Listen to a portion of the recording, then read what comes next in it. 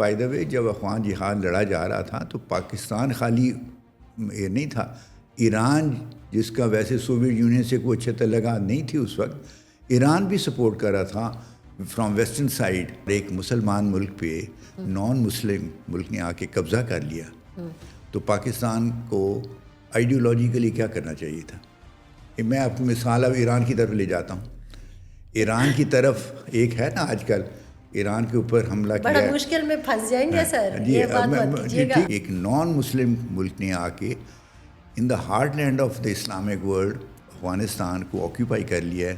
تو کیا مسلمان ملک جو خاص طور پہ جو نیبرنگ کنٹریز ہیں اس سائلنٹ اسپیکٹیٹرز رہیں یا اس میں کوئی رول ادا کریں؟ میں یہ کہنے کے لیے تیار ہوں کہ ورچولی پاکستان اور ایران کی پراکسی وار ہو رہی تھی. اس موقع پر ہماری پراکسیز علیحدہ علیحدہ کیوں ہو گئی، وجہ کیا بنی؟ 98 میں جب ہم نے نیوکلیر ایکسپلوژنس کیے تو کمال خرازی جو ایران کے فارن منسٹر تھے، he came to Islamabad to show solidarity with Pakistan. انہوں نے کہا کہ یہ ہمارے لیے بڑے فخر کی بات ہے کہ اسلامی دنیا کا ایک ملک جو ہے اس نے نیوکلیر پاور لے لی ہے. ہم نے ان کو روس کو کہا کہ جناب یہ تو ایک پورس بارڈر ہے، تو وہاں کیا ہو رہا ہے ہمیں کیا پتہ ہے نا. ابھی یہی سارا کچھ افغان طالبان بھی کہہ رہے ہیں. جی جی. کیا عجیب سا نہیں لگتا؟ نہیں عجیب مجھے تو نہیں لگتا، اس لیے کہ گورنمنٹ سے حرکتیں کرتی رہتی ہیں. آپ کو لگتا ہے کہ آج بھی ہم اچھا رول پلے کر رہے ہیں؟ آج کل تو ہم میرا خیال میں حالانکہ ہماری پوزیشن بڑی ڈیلیکیٹ ہے، بڑی سینسٹیو سی ہے، لیکن ہم نے بڑے اپنے کارڈ اچھی طرح پلے کیے ہیں. فیلڈ مارشل آصف منیر نے ایک بیان دیا تھا جب انڈیا کے ساتھ ہوئی. اس نے کہا اگر کوئی ایسی سٹیج آ گئی کہ we thought that we are going down we will take half the world with us. نے کہا کہ وی ور آن فرسٹ نیم بیسس کہ Javed let me tell you that the relation ship between America and Israel is like a dog and a tail. America is dog, Israel is tail. But here the tail wags the dog. Normal تو idiom ہے نا, the dog wags the tail. But here the tail wags the dog. یعنی جو چھوٹا ملک ہے وہ ہمیں بتاتا ہے کہ تم نے یہ کام کرنا ہے، یہ نہیں کرنا، یہ ڈائریکشن ہے. Front line Pakistan with Farzan Ali کے ساتھ ایک بار پھر آپ کی خدمت میں حاضر ہے اور پلیٹ فارم ہے voicepk.net کا. اور آج ہم پھر سے بات کریں گے ریجن کی، جو کہ ہم فرنٹ لائن میں ہمیشہ کرتے ہیں. اور آج ہمارے ساتھ ایک بہت خاص مہمان ہے، کیونکہ بات ہو رہی ہے ایران کی، اسرائیل کی اور اس خطے کی.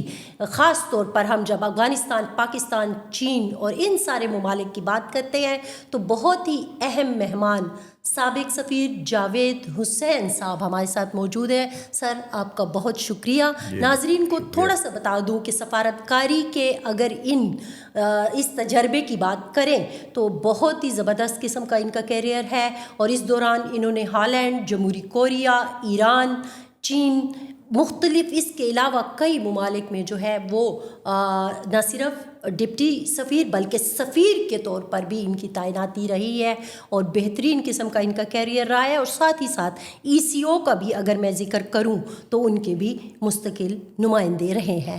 بہت شکریہ سر ہمیں ٹائم دینے کے لیے. سر میں شروع کرنا چاہوں گی کیونکہ جب میں دیکھتی ہوں تو 67 آپ نے فارن سروسز کو شروع کیا، ٹھیک ہے. تو ماضی سے اگرچہ ہم حال کی طرف عام طور پر آتے ہیں، لیکن میں تھوڑا سا حال سے ماضی کی طرف آپ کو لے جانا چاہتی ہوں.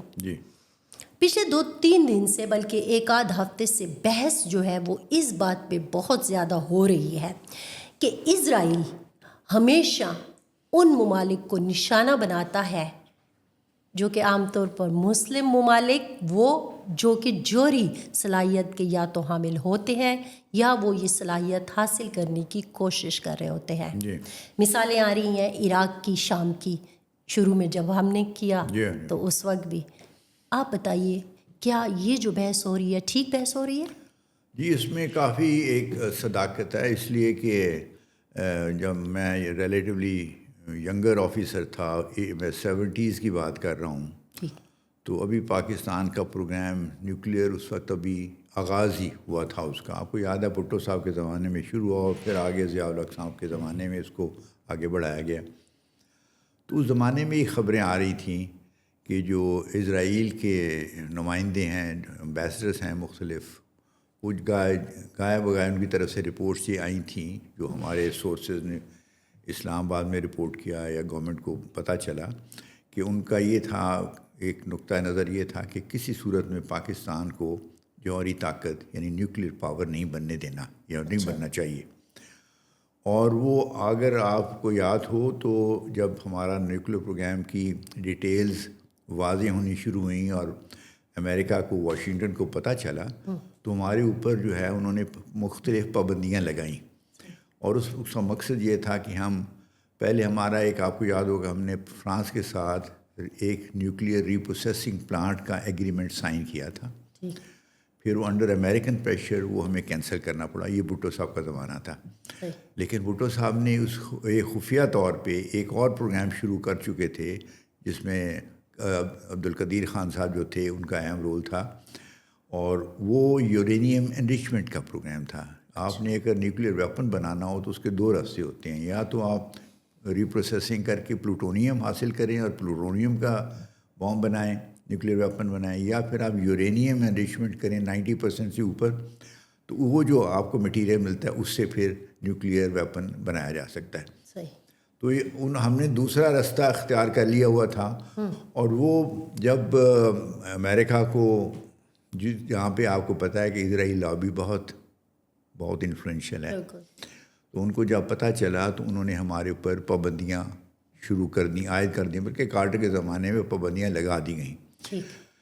اسی دوران میں ہماری ایک لحاظ سے ہمیں اوپننگ مل گئی کہ جب سوویت یونین نے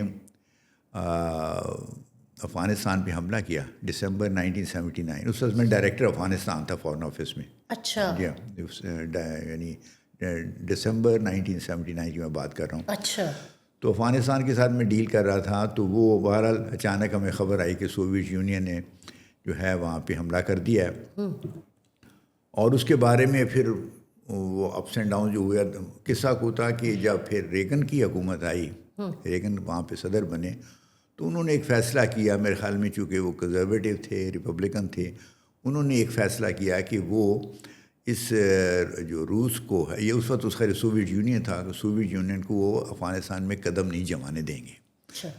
اب پاکستان کو بھی اس وقت ایک خطرہ محسوس ہوا. وہ خطرہ یہ تھا کہ اگر آپ نقشہ دیکھیں تو سوویت یونین نارتھ سے ساؤتھ کی طرف آ رہا ہے، اور ساؤتھ یونین میں انہوں نے یعنی ساؤتھ میں آتے آتے انہوں نے افغانستان کو آکیپائی کر لیے. تو یہ ایک ہائپوتھیسس یا ایک کیا کہنے ہیں کہ ایک نظریہ بنایا جا سکتا تھا کہ اگر اس نے اپنی افغانستان میں اپنی پوزیشن کو کنسولیڈیٹ کر لیا تو Pakistan will be next target. آپ کو یاد ہوگا کہ 1971 میں انہوں نے انڈیا کا ساتھ دیا تھا جب پاکستان کو ڈسممبر کیا گیا تھا. تو ہمیں ایک خطرہ، ایک سیکورٹی تھریٹ ہمارے بالکل ڈور سٹیپ پہ ڈیولپ ہو رہی تھی. تو اس وقت کے جو لیڈرز تھے انہوں نے بہت فارن آفس میں بھی اور فارن آفس کے علاوہ جو پولیٹیکل لیڈرشپ تھی ان کو ایک بڑا سیریس سیکورٹی تھریٹ محسوس ہوا کہ نارتھ سے آ رہی ہے. اور انڈیا کے ساتھ ویسے ہی ہمارے تعلقات آپ کو پتہ ہے ہمیشہ سے ہی پرابلمٹک رہے ہیں، کشیدہ رہے ہیں. تو یہ ڈبل یعنی 2 فرنٹ سچویشن ہمارے لیے کریٹ ہو رہی تھی. تو ہمیں اپنے طور پہ ہمارا بھی ایک فیصلہ گورنمنٹ نے کیا کہ ہم بھی کوشش کریں اپنے وسائل کے جتنا بھی ہو کہ افغانستان میں سوویت یونین اپنی پوزیشن کو اسٹرینگتھن نہ کر سکے، اسٹیبلائز نہ کر سکے. ہماری خوش قسمتی تھی ایک لحاظ سے کہ امریکہ بھی اسی نتیجے پہ پہنچا. تو there was convergence of strategic goals of Pakistan and U S at that time. یہاں آپ مجھے تھوڑا سا کلیئر کر لیں. جی، یہ ہمارا اپنا فیصلہ تھا، لیکن چونکہ یو ایس بھی یہی سوچ رہا تھا تو 2 فیصلے ایک جگہ، 2 سوچیں ایک جگہ آ گئی. بالکل ایسا نہیں تھا کہ یو ایس نے ہمیں کہا اور ہم. میں آپ کو انسائٹ بتاتا ہوں کیونکہ اس وقت میں افغان سیل جو ہمارا اس وقت ٹاپ لیڈرشپ کا ایک ادارہ تھا، افغان سیل اس کو کہتے تھے، اس کی میٹنگز ضیاء اللہ خود چیئر کیا کرتے تھے. ایز ڈائریکٹر افغانستان میں اس کا نوٹ ٹیکر تھا. اچھا. تو مطلب میں اٹینڈ کرتا تھا اور وہ اس میٹنگز کو یعنی ان کی میٹنگز میں جو بھی ڈیلیبریشنز ان کی سمری بنا کے جو بھی فیصلے ہوئے تھے وغیرہ ہوتے تھے ان کا، تو ایک لحاظ سے مجھے پتہ تھا کہ ایٹ دا ہائیسٹ لیول کیا تھنکنگ ڈیولپ ہو رہی ہے. یہ بعض ہمارے حلقے ہیں جن کی یہ جو سمجھتے ہیں کہ ہمیں امریکہ نے فورس کیا ہاں یہ that was not the situation. اچھا, اس میں ہماری اپنی بھی ایک فیلنگ تھی. اب آپ یہ کہہ سکتے ہیں فیلنگ غلط تھی یا ٹھیک نہیں تھی, اس پہ بحث ہو سکتی ہے, لیکن فیلنگ تھی ایٹ دا ہائیسٹ لیول کہ ہمارے لیے ایک بہت بڑا خطرہ ڈیولپ ہو رہا ہے اور ہمیں اس کے بارے میں کچھ کرنا چاہیے. کارٹر کے زمانے میں ہمیں وہ اس قسم کی سپورٹ نہیں ملی جیسے ریگن نے دی.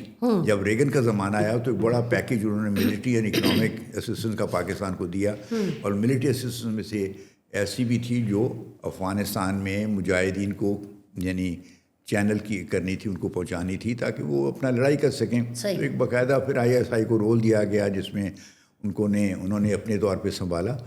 اور یہ ضیاء الحق کے اور بڑے, میں خود ذاتی طور پہ اس کا کرٹک ہوں, جو اس طرح سے انہوں نے ڈیموکریٹک سسٹم کو نقصان پہنچایا, اور بھٹو صاحب کو انہوں نے جس طرح پھر ایک پھانسی میں تو کہوں کہ خود ہی دے دی تقریباً, جوڈیشری کو تو استعمال ہی کیا.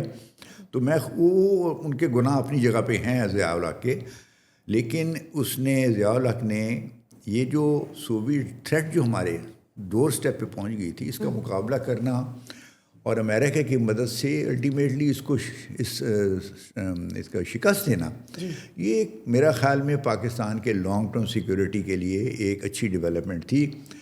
یہ علیحدہ بات ہے کہ بعد میں ہم نے غلطیاں ایسی کیں جس سے اس کے جو فوائد ہمیں ملنے چاہیے تھے وہ ہمیں نہیں مل سکے. تو آپ وہ غلطی بھی ہمیں بتا دیں. میں بتاتا ہوں, اگر دیکھیں اب ہم آ جاتے ہیں یہاں سے 1988 میں جب جنیوا اکارڈ سائن ہوئے, اس کے تحت میں سوویت یونین نے یہ ایگری کر لیا کہ وہ اپنی فورسز وہاں سے وڈرا کر لے گا. وہاں پہ ایک نجیب اللہ کی جو پریزیڈنٹ ہے وہ اس کی گورنمنٹ چلے گی, اور وہ سوویت انسٹالڈ گورنمنٹ تھی, اور وہ چلے جائیں گے. اور پھر اس کے بعد وہاں پہ افغانس جو ہیں وہ اپنے آپ کو سنبھالے لیں گے. 1989 فیبروری میں around that time Soviet union کا آخری سولجرز افغانستان سے چلے گئے. ٹھیک.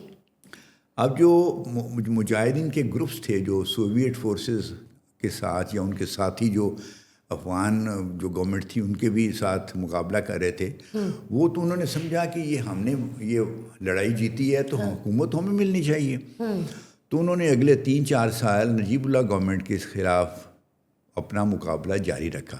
کیونکہ افغان لوگوں کا بھی جو at the people level feeling یہ تھی کہ یہ جو گورنمنٹ ہے یہ انڈیجنس نہیں ہے, یہ فورن گورنمنٹ انسٹال کی ہوئی ہے. تو اس لیے ان لوگوں کو جو مجاہدین اس وقت کہلاتے تھے, اس وقت طالبان کا نام کبھی نہیں آپ نے سنا ہوگا, وہ نہیں تھا یہ. تو یہ مجاہدین گروپس تھے جن کو پاکستان بھی سپورٹ کر رہا تھا. اور بائی دا وے جب افغان جہاد لڑا جا رہا تھا تو پاکستان خالی یہ نہیں تھا, ایران جس کا ویسے سوویت یونین سے کوئی اچھا تعلقات نہیں تھی اس وقت, ایران بھی سپورٹ کر رہا تھا فرام ویسٹرن سائڈ اگینسٹ مجاہدین کو اور اگینسٹ سوویت آکوپیشن. ساری دنیا سے, انڈونیشیا سے لے کے موروکو تک والنٹیئرز آ رہے تھے جنہوں نے جا کے افغان جہاد میں حصہ بھی لیا. پاکستان سے بھی کو ہم فیسیلیٹیٹ کر رہے ہم کر رہے تھے, بلکہ پاکستان سے بھی گئے کافی لوگ جن کو جہاد. کیا ان والنٹیئر کو ایران بھی فیسیلیٹیٹ کر رہا تھا؟ جی وہ بالکل, افغان جو فورن والنٹیئرز آئے وہ زیادہ ایران میں سے نہیں گئے, لیکن ایران نے اپنی جو ان کی لینکس تھیں جو بعد میں پھر ناردرن الائنس کی پارٹیز کی شکل جنہوں نے اختیار کی, ان گروپس کو ایران سپورٹ کر رہا تھا. احمد شاہ مسعود کی جو پارٹی وہ صرف سپورٹ کر رہے تھے لیکن ہم نے زمین دے دی ان مجاہدین کو. نہیں, انہوں نے بھی وہ جو تھے وہ جو مطلب ہے جو پارٹیز کو ایران سپورٹ کر رہا تھا ان کو صاف ظاہر ہے ایران بھی تو ان کا نیبر ہے نا افغانستان, جیسے ہم نیبر ہیں. آفٹر آل ہرات اتنا ہی ایران کے قریب ہے جیسے کابل یا جلال آباد ہمارے قریب ہے. تو ہرات کی طرف سے جو سپورٹ افغان مجاہدین کو دی جا رہی تھی اس میں ایران کا بھی ایک کردار تھا. نہیں, میرا سوال مختلف تھا. جی ہم اس موضوع سے تھوڑا سا ادھر آ گئے, لیکن میں اس کو ضرور کلیئر کرتی جاتی ہوں. میں پختونخوا سے تعلق رکھتی ہوں. قبائلی پٹی جو اب ضم ہو گئی ہے پختونخوا میں, یہ ان کی ایک جنت بنی ہوئی تھی. سارے فورن مجاہدین جو ہے وہ عرب, ازبک, وہاں سے آ رہے تھے. ایران میں تو ایسا کچھ نہیں تھا نا. ایران میں یہ نہیں کہہ سکتا کہ اس طرح سے ٹریننگ کیمپس تھے, لیکن ایران جو ہم نے 7 پارٹیاں بنائی ہوئی تھی نا, جی ہاں, ان کی 13 پارٹیاں تھیں. اچھا. تو اس لیے اب میں آپ کو حتمی طور پہ یہ نہیں کہہ سکتا کیونکہ میں اس وقت یہ موجود نہیں تھا کہ ان کے کتنے ٹریننگ کیمپس ایرانین ٹیریٹری پہ تھے، یہ کتنے افغانستان ٹیریٹری پہ تھے، لیکن انہوں نے بھی ایک رول جو سپورٹر کا رول ادا کیا. اور آپ کو یاد ہوگا کہ خمینی جو تھے، امام خمینی، انہوں نے ایک خط لکھا تھا سوویٹ لیڈر کو، جس میں انہوں نے کہا تھا کہ یہ کمیونسٹ جو رول ہے، یہ کمیونزم جو ہے، یہ اسلام کے ساتھ اس کی ایک مطلب ہے اینٹی تھیسس ہے اس کا. اور انہوں نے بڑا سخت خط لکھا، یہ اس زمانے میں جب افغان جہاد ابھی چل رہا تھا. اچھا. تو میں یہ کہنا یہ چاہ رہا ہوں کہ وہ میرا مقصد یہ تھا کہ بتانے کا کہ بعض لوگ یہ سمجھتے ہیں کہ اس میں خالی پاکستان استعمال ہوا، دنیا کے باقی اسلامی ملکوں کو کچھ پتہ نہیں تھا. سعودی عربیہ سے والنٹیئرز بھی آئے، پیسہ بھی آیا، اور اسی طرح وہ تو فائنانسر تھے نا. نہیں جی، والنٹیئرز بھی آئے. ہم اسامہ بن لادن کہاں سے آیا؟ اسامہ بن لادن جو تھا وہ یہاں سے آپریٹ کر رہا تھا، سعودی تھا نا جی. اور اس وقت اس کو سعودی سپورٹ بھی تھی. نہیں، ہمارا جو جیسے آپ نے کہا نا کہ ہم ایک مفروضے تیار کرتے ہیں یا ہم تجربات کی بنیاد پر، زمینی حقائق کی بنیاد پر ایک بحث جنریٹ کرتے ہیں. تو پختونخوا کے لوگ جو بحث جنریٹ کرتے ہیں یا ہمارے لوگ جو کہتے ہیں وہ کہتے ہیں کہ یہ سارے ملک تھے لیکن کوئی فائنانسر تھا، کسی کا جہادی یہاں آیا ہوا تھا جنہوں نے واپس ان کو نہیں جانے دیا. اگرچہ اسامہ بن لادن کی کہانی مختلف ہے، اس پہ بعد میں بات کریں گے،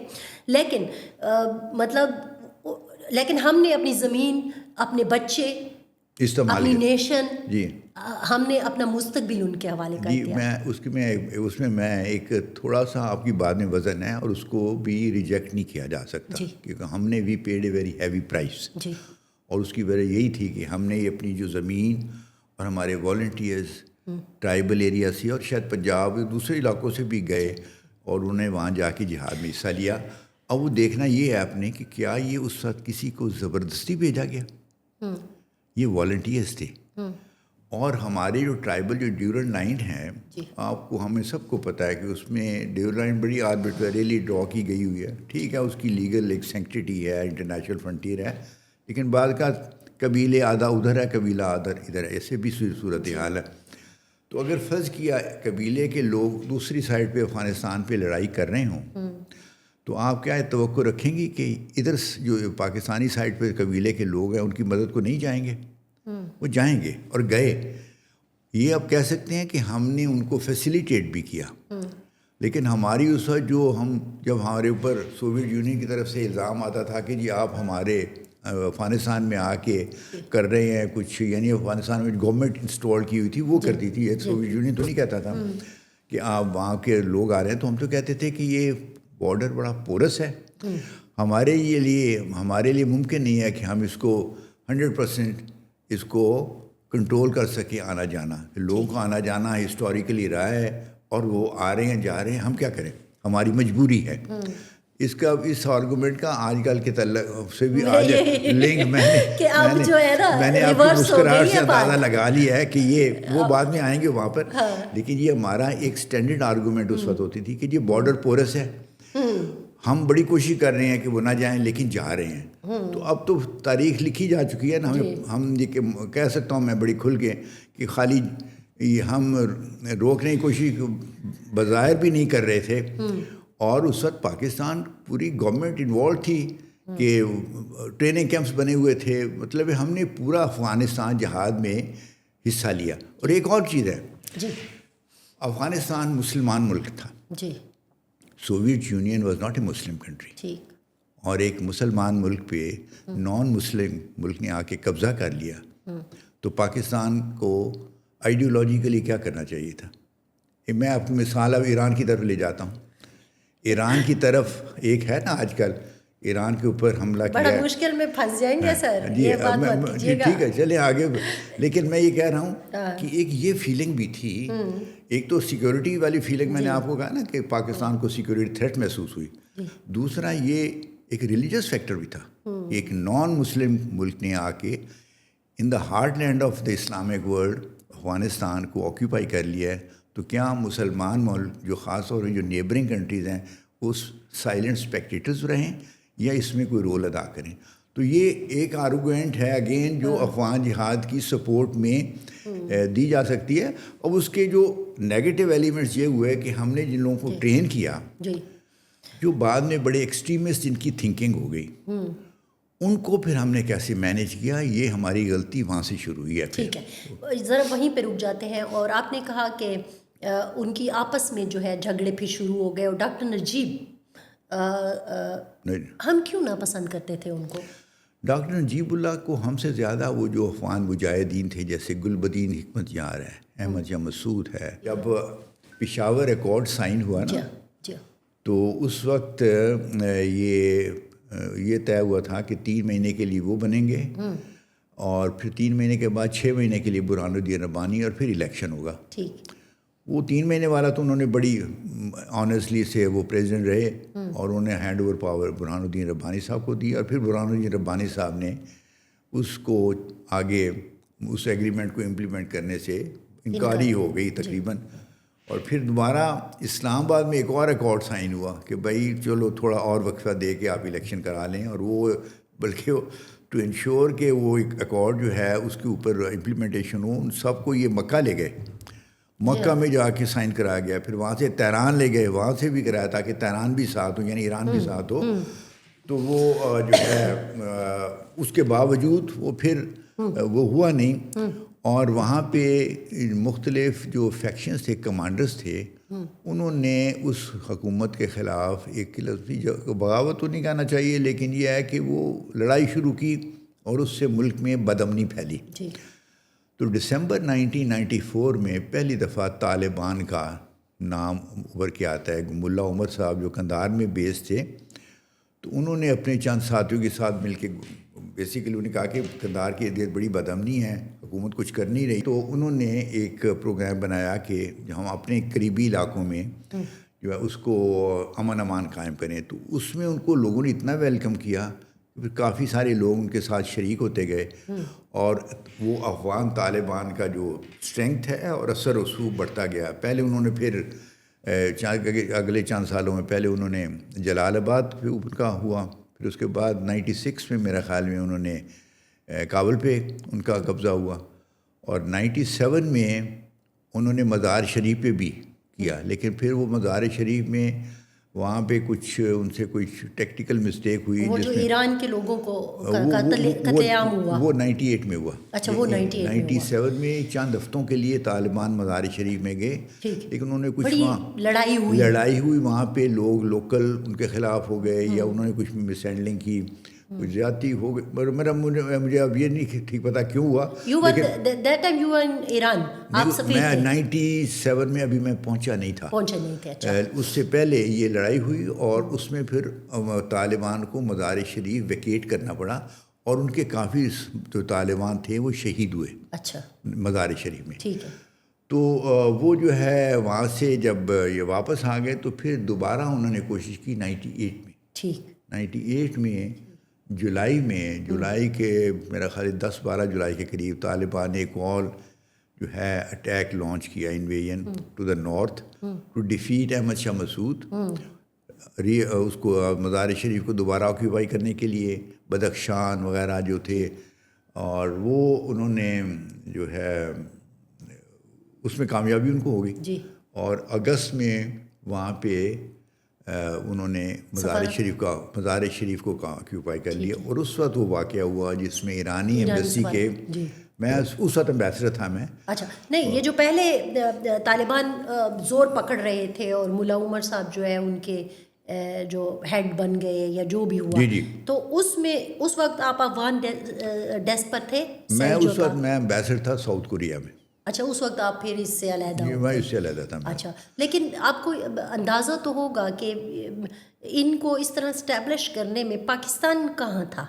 پاکستان آپ کو یاد ہوگا کہ جنرل نصیر اللہ بابر نے جو بھٹو صاحب کے انٹیریئر منسٹر تھے, وہ ایک قافلہ یا کیراوان جو ٹریڈ کیراوان جو لے کے گئے تھے. یہ میں تو طالبان کی بات میں طالبان کی بات کروں, تو انہوں نے کہا تھا یہ طالبان تو ہمارے بچے ہیں.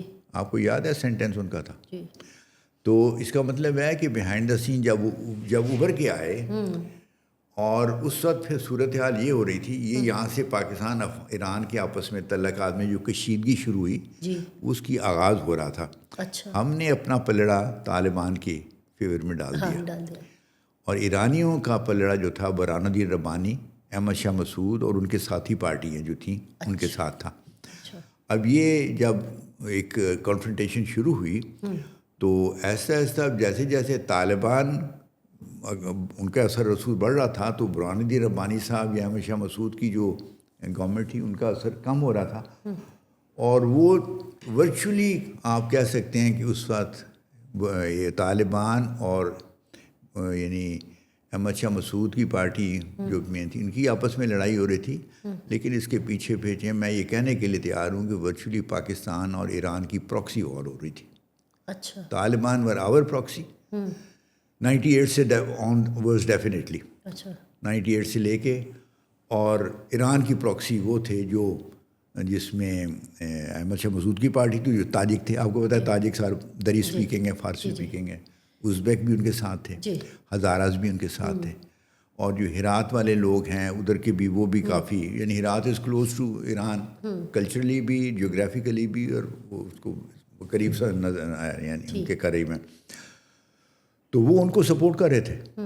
کوئی اس میں شک و شبہ کی بات نہیں ہے کہ ایران کو پوری طرح سپورٹ کر رہا تھا، ہم پوری طرح طالبان کو سپورٹ اس کر کی رہے تھے. کیا بنیادی وجہ تھی؟ یہیں پر میں آپ سے پوچھنا چاہوں گی کہ ایران، کیونکہ میں جتنے بھی لوگوں سے بات کر چکی ہوں یا جو میں نے پڑھا ہے اس میں from the day first to اس سچویشن تک آنے تک 1947 میں پاکستان جب بنتا ہے تو میرا خیال میں ایران واز دا فرسٹ جی، Iran was the first country to recognise, اور انہی کے ہی سربراہ تھے جو سب سے پہلے ہمارے ملک میں آئے دورہ کرنے. یہ بھی اگر میں غلط نہیں ہوں تو شاید somehow ہاں جی میرے خیال میں اس کو میں مجھے اچھی طرح نہیں، میرے خیال میں وہ بھی he was the first of the Shah of Iran جو ہے. ٹھیک ہے ہاں جی. تو یہ جب اس طرح رہا اور آگے بھی اگر آپ دیکھیں ہم آگے ہم 97 تک کی بات کر رہے ہیں نا کہ یہ جو پراکسیز کی، لیکن اس دوران 65 کی بھی جنگ ہوتی ہے، 71 کی بھی جنگ ہوتی ہے، ہم اور ایران ایک دوسرے، انہوں نے ہماری ہیلپ کی، ساری تاریخ میں موجود ہے. لیکن اس موقع پر ہماری پراکسیز علیحدہ علیحدہ کیوں ہو گئیں؟ وجہ کیا بنی؟ میرے خیال میں یہ دونوں سائڈ سے کوتا اندیشی تھی. اچھا ہاں، اس میں کوئی شیعہ سنی ایلیمنٹ نہیں تھا. شیعہ سنی والا دیکھیں، تاجک تو شیعہ نہیں ہے ہاں تو ان کو سپورٹ کر رہے تھے. احمد شاہ مسعود کی جو پارٹی تھی تاجک سے نا اس میں زیادہ، تو تاجک سنی ہیں، اچھا شیعہ نہیں ہے. جی ہزارہ البتہ ہیں وہ شیعہ ہیں. تو یہ تو ایسے بھی دیکھیں نا، حماس جو ہے وہ کوئی شیعہ تو نہیں ہے، ایران سپورٹ کر رہا ہے. تو یہ ایک بڑی جو دونوں سائڈوں سے، اور اس میں پہلی غلطی کرنے والا جو ہے وہ ایران ہے. حالانکہ میں ایمبیسڈر ایران میں رہا ہوں اور میں ایران کے ساتھ بڑا میری ہمدردی کا ہے اور ہمدردیاں ان کے ساتھ ہیں، خاص طور پہ آج کل کی سچویشن. لیکن آپ گواہ بھی ہیں اس سچویشن کے. ہاں میں اس کا بھی گواہ بھی ہوں، اور میں چونکہ تھوڑی تاریخ کا بھی مطالعہ کیا ہے تو مجھے پتہ ہے کہ جو اسلام آباد اور پشاور ایکارڈ اور اسلام آباد ایکارڈ کو جو فرسٹریٹ کرنے میں ایران نے بھی ایک رول پلے کیا. یعنی برہان الدین ربانی کو اگر اس ایران کا بھی پریشر ہوتا کہ بھائی تم جو ہے اب تم نے ایکارڈ سائن کیا، اس کے مطابق تم اپنے آگے چلو اور الیکشن ہولڈ کرو، پھر الیکشن میں جو بھی پارٹی جیتی ہے اس کو حکومت میں آنے دو. تو اس میں ایران کا بھی رول تھا. ایران نے ان کو یہ کم از کم یہ نہیں کہا کہ یار تم یہ جو تم اپنے اس اقتدار سے چمٹ کے بیٹھ گئے ہو، اس سے دور ہو کے تم اپنی قوم اور ملک کا فکر کرو. تو انہوں نے نہیں کیا، بلکہ میرے خیال میں دے ور کوائٹ ہیپی کہ بھئی یہ ہمارا ایک افغانستان میں اثر رسوخ بڑھ رہا ہے. اچھا. اور اگر پاکستان اور پختون جو ہیں وہ دے آلویز تھاٹ کہ پختون جو ہیں وہ پرو پاکستان ہوں گے، اور یہ دوسرے جو ہے ہمارا جو ایریا آف یا سفیئر آف انفلوئنس ہے وہ فارسی اسپیکنگ لوگ ہیں. تو وہ اس قسم کی ہوگی. میرا خیال میں اب میں ان کے زیادہ اس سے نہیں کچھ کہہ سکتا. بہرحال انہوں نے غلطی ضرور کی. پھر جب پاکستان کا آیا، یعنی کابل میں طالبان آ گئے، تو پھر پاکستان نے بھی جو ایرانی کوششیں تھیں کہ بھئی کوئی ریکنسیلیشن ہو جائے بٹوین طالبان اینڈ احمد شاہ مسعود، وہ پھر اس میں کچھ طالبان نے بھی سختی دکھائی انہوں نے، اور پاکستان نے ان کو روکا نہیں. جیسے پہلے ایران نے برہان الدین ربانی کو نہیں روکا، پھر ہم نے جب ہماری باری آئی تو ہم نے طالبان کو نہیں روکا، بلکہ میں ایک اور یہ غلطی کی ہم نے غلطی کی. میں آپ کو اس کی مثال دیتا ہوں ایک اور بدلی. اب تو میرے خیال میں کوئی سیکریسی اس میں نہیں ہے. جی 98 میں جب ہم نے نیوکلیر ایکسپلوژنس کیے تو کمال خرازی جو ایران کے فارن منسٹر تھے، he came to Islamabad to show solidarity with Pakistan. انہوں نے کہا کہ یہ ہمارے لیے بڑے فخر کی بات ہے کہ اسلامی دنیا کا ایک ملک جو ہے اس نے نیوکلیر پاور لے لی ہے. اس نے یہ بیان دیا اسلام آباد میں آ کے، اور ایک ایگریمنٹ سائن ہوا کہ بھائی دونوں ملک جو ہیں وہ پاکستان اور ایران ملک کے کوشش کریں گے کہ افغانستان میں طالبان اور احمد شاہ مسعود کی جو پارٹیاں ہیں، جو ان کے سپورٹرز ہیں، ان کے درمیان ریکنسیلیشن ہو جائے اور ایک شٹل ڈپلومیسی ہم کریں گے. ایک ڈیلیگیشن جو ہے دونوں ممالک کے نمائندوں کے ساتھ مزار شریف جائے گا، وہاں سے قندھار جائے گا، دونوں کے پوائنٹ آف ویو لے کے پھر آگے انکلوسیو حکومت ہاں تاکہ ایک براڈ بیس گورنمنٹ بن سکے. ٹھیک ہے. میں ایران میں تھا، تہران میں، جب ہمارا ڈیلیگیشن آیا اور انہوں نے ایرانی جہاز میں ایرانی ڈیلیگیشن کے ساتھ وہ مزار شریف گئے، وہاں سے قندھار گئے. اور ایک انیشل پہلے ایک وزٹ میں تو ہر چیز تو نہیں طے ہو سکتی نا. آپ کو پتہ ہے جیسے آج کل بھی نظر آ رہا ہے کہ دونوں سائڈیں پہلے میکسیمم پوزیشن دیتی ہیں. تو مزار شریف میں انہوں نے اپنی پوزیشن دی جو احمد شاہ مسعود کے سپورٹرز تھے یا ان کی پارٹی وغیرہ کے تھے، اور برہان الدین ربانی صاحب کے. تو ادھر جو ہے انہوں نے ملا عمر صاحب اور ان کے ساتھیوں نے اپنی پوزیشن دی اور طے کہ یہ شٹل ڈپلومیسی پھر ایک اور سیشن ہوگا.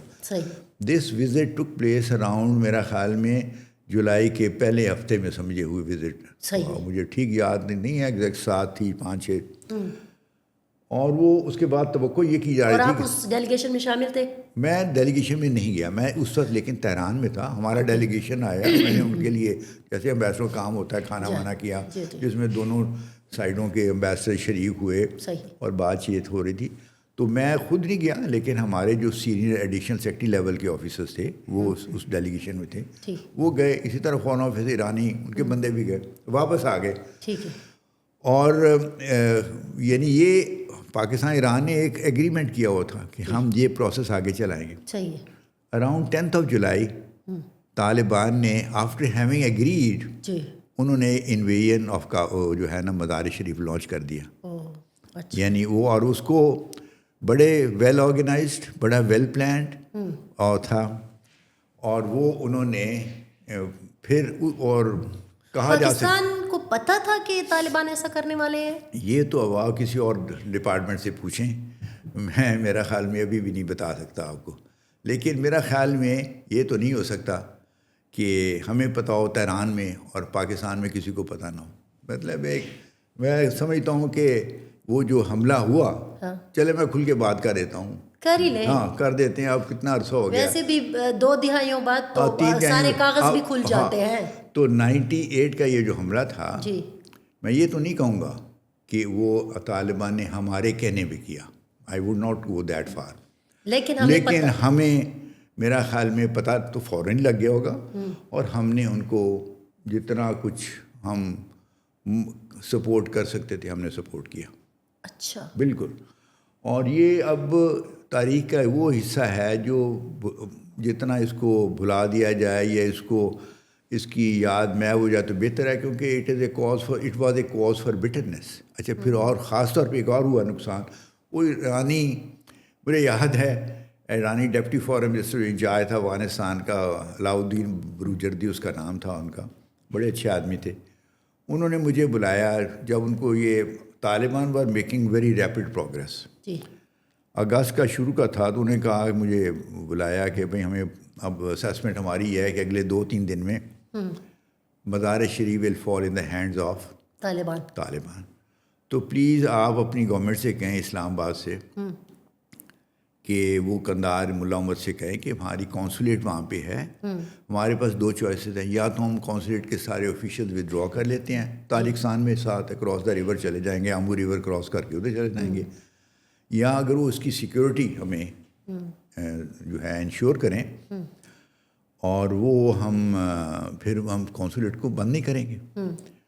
تو میسیج، میرا کام تو میں نے فوراً وہ میسیج بھیج دیا اور 2 دن کے بعد مجھے جواب آ گیا کہ ملا عمر صاحب نے کہا ہے کہ ایرانیوں سے کہ اگرچہ ہمارے لوگ 1 سال پہلے مارے گئے تھے جب ہمیں مزار شریف سے نکالا گیا تھا، لیکن ان کو کہہ دیں کہ ہم ان کی سیکورٹی کی گارنٹی دیتے ہیں. تو میں نے یہ میسیج دے دیا. صحیح. اسی دن جس دن میں نے میسیج دیا تقریباً اسی اراؤنڈ دیٹ ٹائم مزار شریف فیل ان دا ہینڈز آف طالبان. اور طالبان نے ان جو کوئی 11 بندے تھے وہاں پہ کونسولیٹ میں 9 ان کے ویسے تھے، ایک آدھ کوئی وہ کہتے ہیں 9 میں بھی ان کی انٹیلیجنس کے بندے بھی ہوتے ہیں، دیٹس نارمل. کونسولیٹ میں کچھ کونسولر کام کرتے ہیں، کچھ دوسرے کام بھی کرتے ہیں. بہرحال دیور وہ جو انہوں نے کھڑا کر کے ان کو ایک جگہ لائن اپ کر کے اوپن فائر ان دیم، ان کو مار دیا. اور اس کے بعد پھر یہ ہے کہ سڈنلی جب اسلام ان کی ایرانین فارن منسٹری کا تعلق اپنا کانٹیکٹ کونسلر سے ختم ہو گیا. ان کو پتہ چل گیا کہ something bad has happen to them. تو انہوں نے پھر ہمیں کیا جی پتہ کریں کیا ہوا ہے، ہمارے آپ کے دوست ہیں طالبان، یہ ہے وہ ہے. تو ہم نے پھر کوشش کی، ہمیں طالبان نے کچھ بتایا نہیں ٹھیک شروع میں.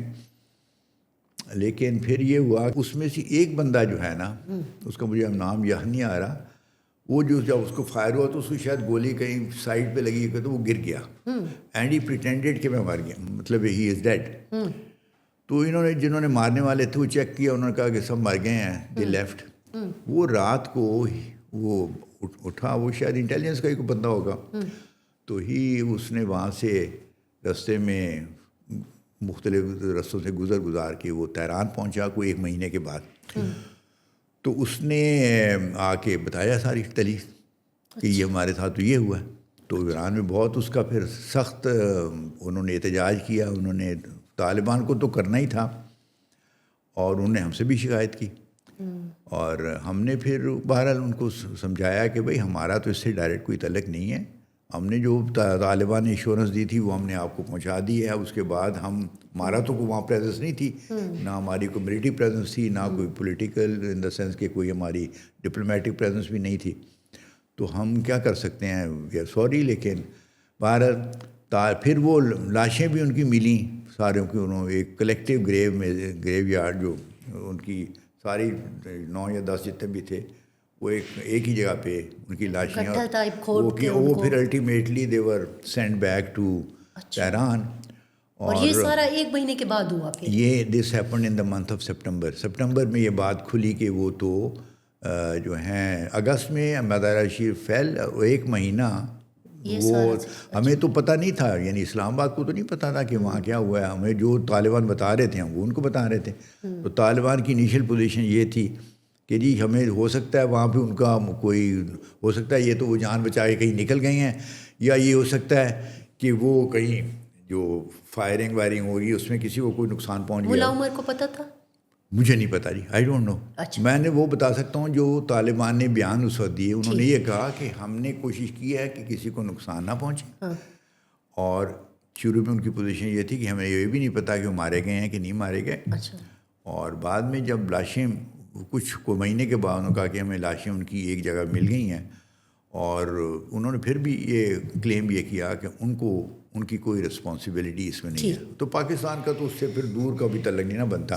ہمارا تو اس وقت یہ رول تھا کہ ہم جو ہمیں وہ بتائیں طالبان وہ ہم فیتھفلی ایران کو کنوے کر دیں. آپ نے بیچ میں ایک بات کی تھی جی کہ وہ جو ہم نے کہا نا کہ ہم نے ان کو روس کو کہا کہ جناب یہ تو ایک پورس بارڈر ہے، تو وہاں کیا ہو رہا ہے ہمیں کیا پتہ ہے نا. ابھی یہی سارا کچھ افغان طالبان بھی کہہ رہے ہیں. جی جی. کیا عجیب سا نہیں لگتا؟ نہیں عجیب مجھے تو نہیں لگتا، اس لیے کہ گورنمنٹ سے حرکتیں کرتی رہتی ہیں.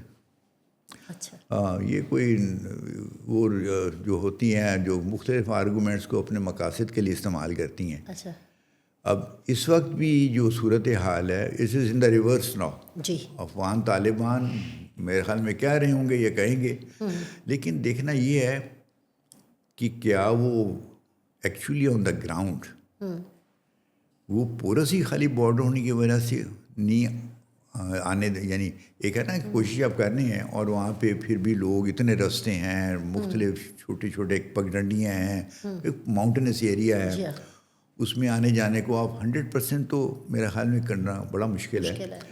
لیکن سوال اس چیز کی ہے کہ کیا وہاں پہ ٹریننگ کیمپس ہیں؟ وہاں ٹیررسٹ کے لیے ویپن سپلائی کیے جا رہے ہیں, کیا ان کی فائننسنگ ہو رہی ہے, کیا ان کی بیسز وہاں پہ بنے ہوئے ہیں. تو اگر وہ ساری چیزیں ہیں تو پھر طالبان یہ نہیں کہہ سکتے, آرگومنٹ استعمال کر سکتے کہ یہ پورس بارڈر ہے. پورس بارڈر ہے اور اس کی بھی ایک ہوتا ہے, لیکن اگر ان کی مرضی سے یا ان کی کنائیونس سے یا ان کی سپورٹ سے باقی ٹیررسٹ ٹریننگ کیمپس بنے ہوئے ہیں اور ان سے ہم پاکستان کے اوپر, پاکستان کی سرحدوں پہ یا پاکستان کے ٹرائبل ایریاز میں یا بلوچستان میں حملے ہو رہے ہیں, تو وہ پھر یہ آرگومنٹ استعمال نہیں کر سکتے کہ جی یہ تو خالی بارڈر پورس ہے تو اس کی وجہ سے ہم کیا کریں. تو آپ کو لگتا ہے کہ ان کی پوزیشن اور ہماری پوزیشن میں فرق ہے؟ ہماری پوزیشن اس وقت جب ہم نے لی تھی وہ بھی ٹھیک نہیں تھی, یعنی فیکچولی کریکٹ نہیں تھی. ہم بھی اس وقت ٹریننگ کر رہے تھے, دے رہے تھے. By the way let me سے اٹ ویری آنیسٹلی, 1980s میں ہم خالی پورس بارڈر نہیں تھا. اس وقت صرف یہ تھا کہ بندے تیار ہو کے, مجاہدین ٹرین ہو کے ہمارے ایریا سے وہاں جا رہے تھے اور ساری دنیا تقریباً ہمارے ساتھ کھڑی تھی سوائے سوویٹ یونین اور اس کے جو وارسا بلاک کے ملکوں کے علاوہ. چائنا سے لے کے امریکہ تک, موراکو سے لے کے انڈونیشیا تک, اسلامی دنیا میں, اور چائنا سے لے کے امریکہ تک دنیا ہمارے ساتھ کھڑی تھی. تو اس لیے ہمیں اس پوزیشن لینے کے اوپر کوئی ہمیں امیجیٹ نقصان نہیں ہوا, بلکہ لیکن وہ صورتحال وہ تھی. یعنی اب یہ جو افغانستان میں سے جو حرکت ہو رہی ہے اور جس پہ ہماری گورنمنٹ نے ایک پوزیشن بڑی سخت لی ہے, اور اب تو پتہ ہے آپ کو ایک کاؤنٹر اٹیکس ہو رہے ہیں اور وہ تو اس میں پورس بارڈر کی تو میں سمجھ سکتا ہوں آرگومنٹ, میں کہہ سکتا ہوں کہ ہاں بھائی وہ, لیکن اگر اس کے ساتھ وہ بھی وہی کام کر رہے ہیں اس سے ملتا جلتا ہے جیسے ہم نے 1980s میں کیا تھا. تو 1980s میں we were against helping Afghans fight against foreign occupation. تو یہ فرق آپ کو لگتا ہے؟ یہ فرق ہے, وہ جسٹیفیکیشن تھی اور ساری دنیا ہمارے ساتھ کھڑی تھی. آپ کو لگتا ہے اب افغانستان کے ساتھ دنیا ہے؟ نہیں, افغان طالبان دیکھو ان کو تو ریکگنائز ہی کوئی نہیں کرتا. افغان طالبان کو سوائے رشیا کے ابھی تک کسی گورنمنٹ نے کوئی مدد تو کر رہا ہوگا پس پردہ. انڈیا کر رہا ہے. صرف انڈیا؟ میرا خیال میں صرف انڈیا اس وقت, اور کوئی مجھے اسرائیل نہیں کر رہا. ہو سکتا ہے انڈیا کے تھرو اسرائیل بھی کر رہا ہوں, کیونکہ اب اسرائیل کا کوئی جو ڈائریکٹ ایکسیس تو نہیں ہے نا وہاں پہ, فلائٹس تو نہیں ان کی آ سکتی. نہیں, لیکن وہ پراکسیز کی جو بات کرتے ہیں وہ ہو سکتا ہے, وہ بلکہ عین ممکن ہے کہ وہ اسرائیل جو ہے انڈیا کے تھرو یا ویسے کسی طریقے سے, بیکاز آئی وانٹ ٹو, وہ کہتے ہیں نا کہ میں اپنے اس سوال پر coming back to my first question کہ اسرائیل جو ہے ہر اس ملک کو ڈی اسٹیبلائز کرنا چاہتا ہے جو یہ جو ایٹمی صلاحیت حاصل کر چکا ہے یا کر رہا ہے یا اس طرح کا معاملہ ہے. تو میں اس تناظر میں بھی آپ سے پوچھنا چاہ رہی ہوں کہ کیا یہاں بھی یہ افغانستان تو ہمیشہ بیٹل گراؤنڈ ہی رہا ہے نا مختلف قوتوں کے لیے, آج بھی ہے. تو آج بھی ہے, بالکل ہے. آج کل بھی دیکھیں وہاں پہ خالی ٹی ٹی پی وہاں نہیں ہے, تحریک طالبان پاکستان کا, وہاں پہ ہم کہتے ہیں نا کہ وہاں پہ ان کے مطلب کنسنٹریشن ہے, کیمپس ہیں, یہ ہے وہ ہے, لیکن اس کے علاوہ ISK بھی ہے, اسلامک اسٹیٹ خراسان وہ بھی ہے, پھر ETIM بھی ہے, ایسٹرن ترکستان اسلامک موومنٹ وہ بھی ہے, BLA کے بھی وہاں پہ ہیں. تو ایک لحاظ سے وہ تو ٹیررسٹ جو گروپس ہیں وہ اس وقت افغانستان بدقسمتی سے, میں کہوں کہ اس میں ان کی بھی بدقسمتی ہے, کیونکہ جب تک یہ حالت رہے گی تو افغانستان خود بھی اسٹیبلائز نہیں ہوگا. یہ جو گروہ آج کل ہمارے خلاف آپریٹ کر رہے ہیں جیسے TTP اور BLA ہے, تو یہ کل کو ان کے خلاف بھی آلریڈی ISK, میں سمجھتا ہوں طالبان جو ہیں وہ ISK کو پسند نہیں کرتے, اسلامک اسٹیٹ خراسان جو ہے, تو آپس میں ان کے جھگڑے ہو سکتے ہیں. تو افغانستان خود اس وقت تک اسٹیبلائز نہیں ہوگا جب تک وہ ان گروہوں پہ قابو نہیں کرتا. اور جسٹ بیکاز TTP جو ہے وہ پاکستان میں حملے کروا رہی ہے یا آرگنائز کر رہی ہے ٹیررسٹ اٹیکس, یا BLA بلوچستان میں کر رہی ہے, ادھر وہ ٹرائبل ایریاز میں ہمارے, تو یہ افغانستان کے لیے, یہ ان کے لیے فیوچر کے لیے بھی اچھا نہیں ہے. ٹھیک, تو آپ کیا سمجھتے وہ ہیں؟ ویسے میں ایک یہ کہوں کہ میں آپ کی اس بات سے اتفاق کرتا ہوں کہ اسرائیل جو ہے انہوں کی اسٹیٹمنٹس ہیں ان کے پرانے پرائم منسٹرز کی، لیڈرز کی، کہ وہ نہیں چاہتے کہ کوئی اسلامک دنیا میں کوئی نیوکلیر پاور بنے. اب پاکستان بن گیا، وہ ان اے وے، وہ میں بات مکمل کرنا وہ 1980s میں جب ریگن نے ہمارا ساتھ دیا تو ہمارا پروگرام نیوکلیر اس وقت کرٹیکل فیز میں سے گزر رہا تھا. ٹھیک. تو وہ ہمارے لیے بڑا ضروری تھا کہ اس وقت ہمارا کوئی رستہ روکنے والا، یعنی اس کو بلاک نہ کرے، اس کو نہ کرے. اینڈ وہ چونکہ ریگن کے لیے زیادہ ضروری یہ تھا، اس کی پریفرنس میں پرائرٹی یہ تھی کہ سوویت یونین کو افغانستان میں ڈیفیٹ کرنا ہے، کہ جو جس طرح سے انہوں نے مل ملا کے ویتنام میں امریکہ کو کیا تھا، تو انہیں ویسے بھی دے ور اگینسٹ دیٹ. تو انہوں نے وہ ہمیں ان کی پرائرٹی یہ تھی، تو انہوں نے کہا کہ یہ پاکستان جو نیوکلیر پاور، چلو ہم بعد میں ان کو سنبھال لیں گے. اچھا. لیکن وہ ہم نے، ہماری خوش قسمتی ہے کہ ہم اس پیریڈ میں 1980s میں وی کراس دا ریبیکون جس کو کہتے ہیں، ہم نے وہ ایک حد پار کر لی جس کے بعد اب ہمیں وہ واپس نہیں لے جا سکتے تھے. لیکن اس کے باوجود 89 میں جو ہے وہ کیا کہتے ہیں اس کو، سوویت یونین ودرو فیبروری 1989 میں. 1990 میں we received an ultimatum virtually from secretary Baker. Secretary of state Baker wrote a letter to Ghulam Ishaq Khan, president of Pakistan. جی. اس میں انہوں نے کہا کہ جی آپ اپنا نیوکلیر پروگرام رول بیک کریں، اچھا، ورنہ آپ کی سب ڈیولپمنٹ اسسٹنس، سب ملٹری اسسٹنس جو انہوں نے ہمیں دی ہوئی تھی جہاد کے زمانے میں، مطلب یہ بے نظیر کا دور تھا. نہیں، یہ ابھی غلام اسحاق خان پریزیڈنٹ تھے، اور جو اس وقت ابھی یہ انٹرم پیریڈ تھا. اچھا. جب ابھی الیکشن نہیں ہوئے تھے. الیکشن ابھی نہیں، الیکشن بے نظیر کو ہٹایا جا چکا تھا. اچھا، بے نظیر کو ہٹایا جا چکا تھا. Benazir had been removed from power. نیا الیکشن ابھی نہیں ہوا تھا جس میں پھر Nawaz Sharif came into power. اچھا. وہ 2-3 مہینے کا وقفہ ہوتا ہے نا، 3 مہینے کیئر ٹیکر گورنمنٹ. تو کیئر ٹیکر گورنمنٹ تھی، میرے خیال میں جتوئی صاحب تھے شاید ایکٹنگ، وہ کیئر ٹیکر پرائم منسٹر. تو انہوں نے اس پیریڈ میں ہمیں یہ ایک تھریٹ آئی، الٹیمیٹم آیا، جو بھی آپ لفظ استعمال کریں. اب ساری ہماری گورنمنٹ کو، یعنی ہمارے سرکردہ جو لوگ تھے، چاہے سول تھے، چاہے ملٹری، چاہے پولیٹیکل تھے، ان کو یہ کریڈٹ دینا ہے. انہوں نے کہا جی آپ جو مرضی کر لیں، ہم نے اپنا نیوکلیر پروگرام رول بیک نہیں کریں گے. اچھا. ہم اس کو فریز تو کر دیں گے کہ جس لیول پہ ہم پہنچے ہیں اس سے آگے نہیں بڑھیں گے، لیکن ہم اس کو رول بیک کا مطلب تھا کہ جیسے اب یہ کہہ رہے ہیں نا کہ ہائیلی انرچ یورینیم ہے تو اس کو آپ ڈائلیوٹ کریں، ہمالیہ کے حوالے کریں، ایران کو کہہ رہے ہیں. تو there was something suggesting to us اور demanding from us that thing. بہرحال ہم نے اس کا ریزسٹ کیا، اور پھر آگے جو بھی گورنمنٹس آئیں، چاہے نواز شریف کی گورنمنٹ آئی ہے، بے نظیر کا، انہوں نے آگے چلایا. اور پھر اس کا فائنل تو پھر وہ 98 میں جب انڈیا نے کیا نیوکلیر ایکسپلوژنس کی، ہم نے کر دی. کہنے کا مقصد یہ ہے کہ افغان جہاد کا آپ کو یہ بھی فائدہ ہوا، ایک انڈائریکٹ فائدہ، کہ آپ نیوکلیر جو اپنا پروگرام کو بڑھانے میں ایک کامیاب ہو گئے. مطلب وہ جہاں ایک طرف ہمیں بہت زیادہ نقصان ہوا، وہاں یہ فائدہ بھی ہوا. اچھا، تو یہ وہ دور تھا کہ اب آپ نے جب بات کی نا اس کی کہ وہ اس وقت بھی پھر اسرائیل جو ہے وہ امریکہ کو فورس کر رہا تھا کہ پاکستان کو، نہیں، امریکہ خود بھی نہیں چاہتا تھا کہ پاکستان جو ہے وہ ان کی دیکھیں نا ایٹمی طاقت بنے، اس کی وجہ خالی پاکستان ہی تھا. مطلب وہ تو چاہتے تھے نارتھ کوریا بھی نہ بنے. اچھا. مطلب ہے ان کا مقصد یہ تھا کہ جتنے نیوکلیر پاور زیادہ بڑھ جائے گی تو پھر نیوکلیر کانفلکٹ ہونے کا خطرہ بڑھتا جاتا ہے. صحیح.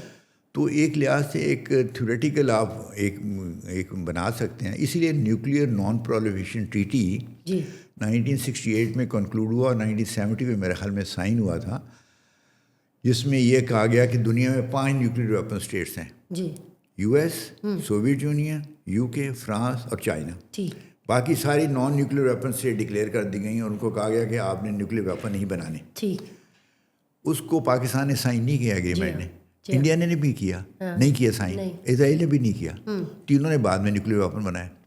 انڈیا نے شاید پہلے بنایا، اسی کے لگ بھگ اسرائیل. جب آپ نہ کرتے ہیں تو اس کی بھی تو ایک قیمت آپ کو ادا کرنی وہ پڑتی دیکھیں ہے نا، ان کو خطرہ ہو گیا نا. انہوں نے کہا ان کو جب ہم نے نہیں سائن کیا تو by the way Iran sign, ہم نے نہیں سائن کیا جی. تو ان کو یہ ہو گیا کھٹک کو کہ بھائی یہ دیر از اے ڈینجر. تو اگر ہم نے کہا کہ آپ ہم سے کرتے ہیں، انڈیا سے کہہ دیں وہ سائن کریں، ہم بھی کر دیں گے. یہ کریڈٹ کس کو دیں گے کہ ہم نے سائن نہیں کیا؟ کون اتنا مضبوط تھا؟ اس وقت دیکھیں 1970 میں تو یایا صاحب کی حکومت تھی، اس کے بعد بھٹو صاحب کی حکومت آئی. جی. تو آپ دونوں، میرے خیال میں دونوں کو بیسیکلی آپ کے جو بھی سرکردہ لوگ جو تھے پالیسی میکرز، آپ ان کو کریں. دیکھیں ہم ایسے ایشوز پہ قومیں اکثر جو ہیں، جیسے پاکستان بھی ہیں، ہم باعثیت قوم کے سوچتے ہیں نا. جی.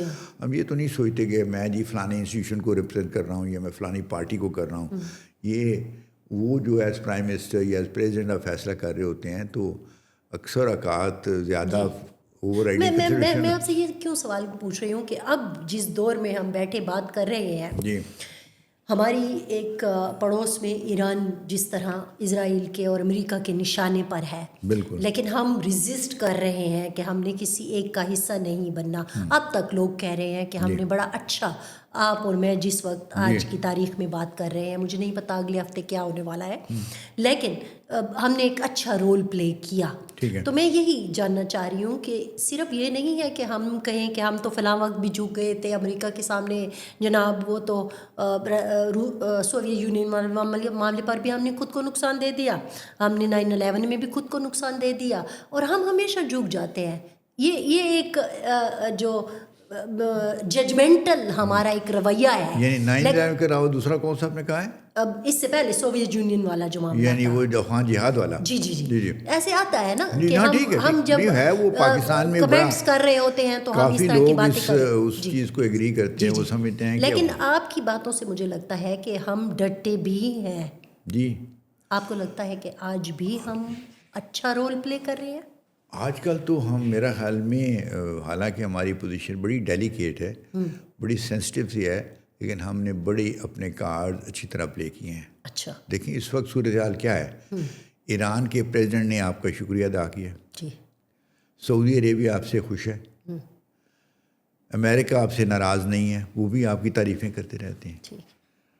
اسرائیل ناراض ہے نا. اسرائیل تو خیر آپ کا دشمن ازلی ہے، تو وہ تو میں اس کا کوئی فرق نہیں پڑتا. تو آپ چائنا کے ساتھ ویسے ہی آپ کی دوستی ہے، جی. تو اس سے زیادہ بہتر کیسے کارڈ آپ پلے کر سکتے ہیں؟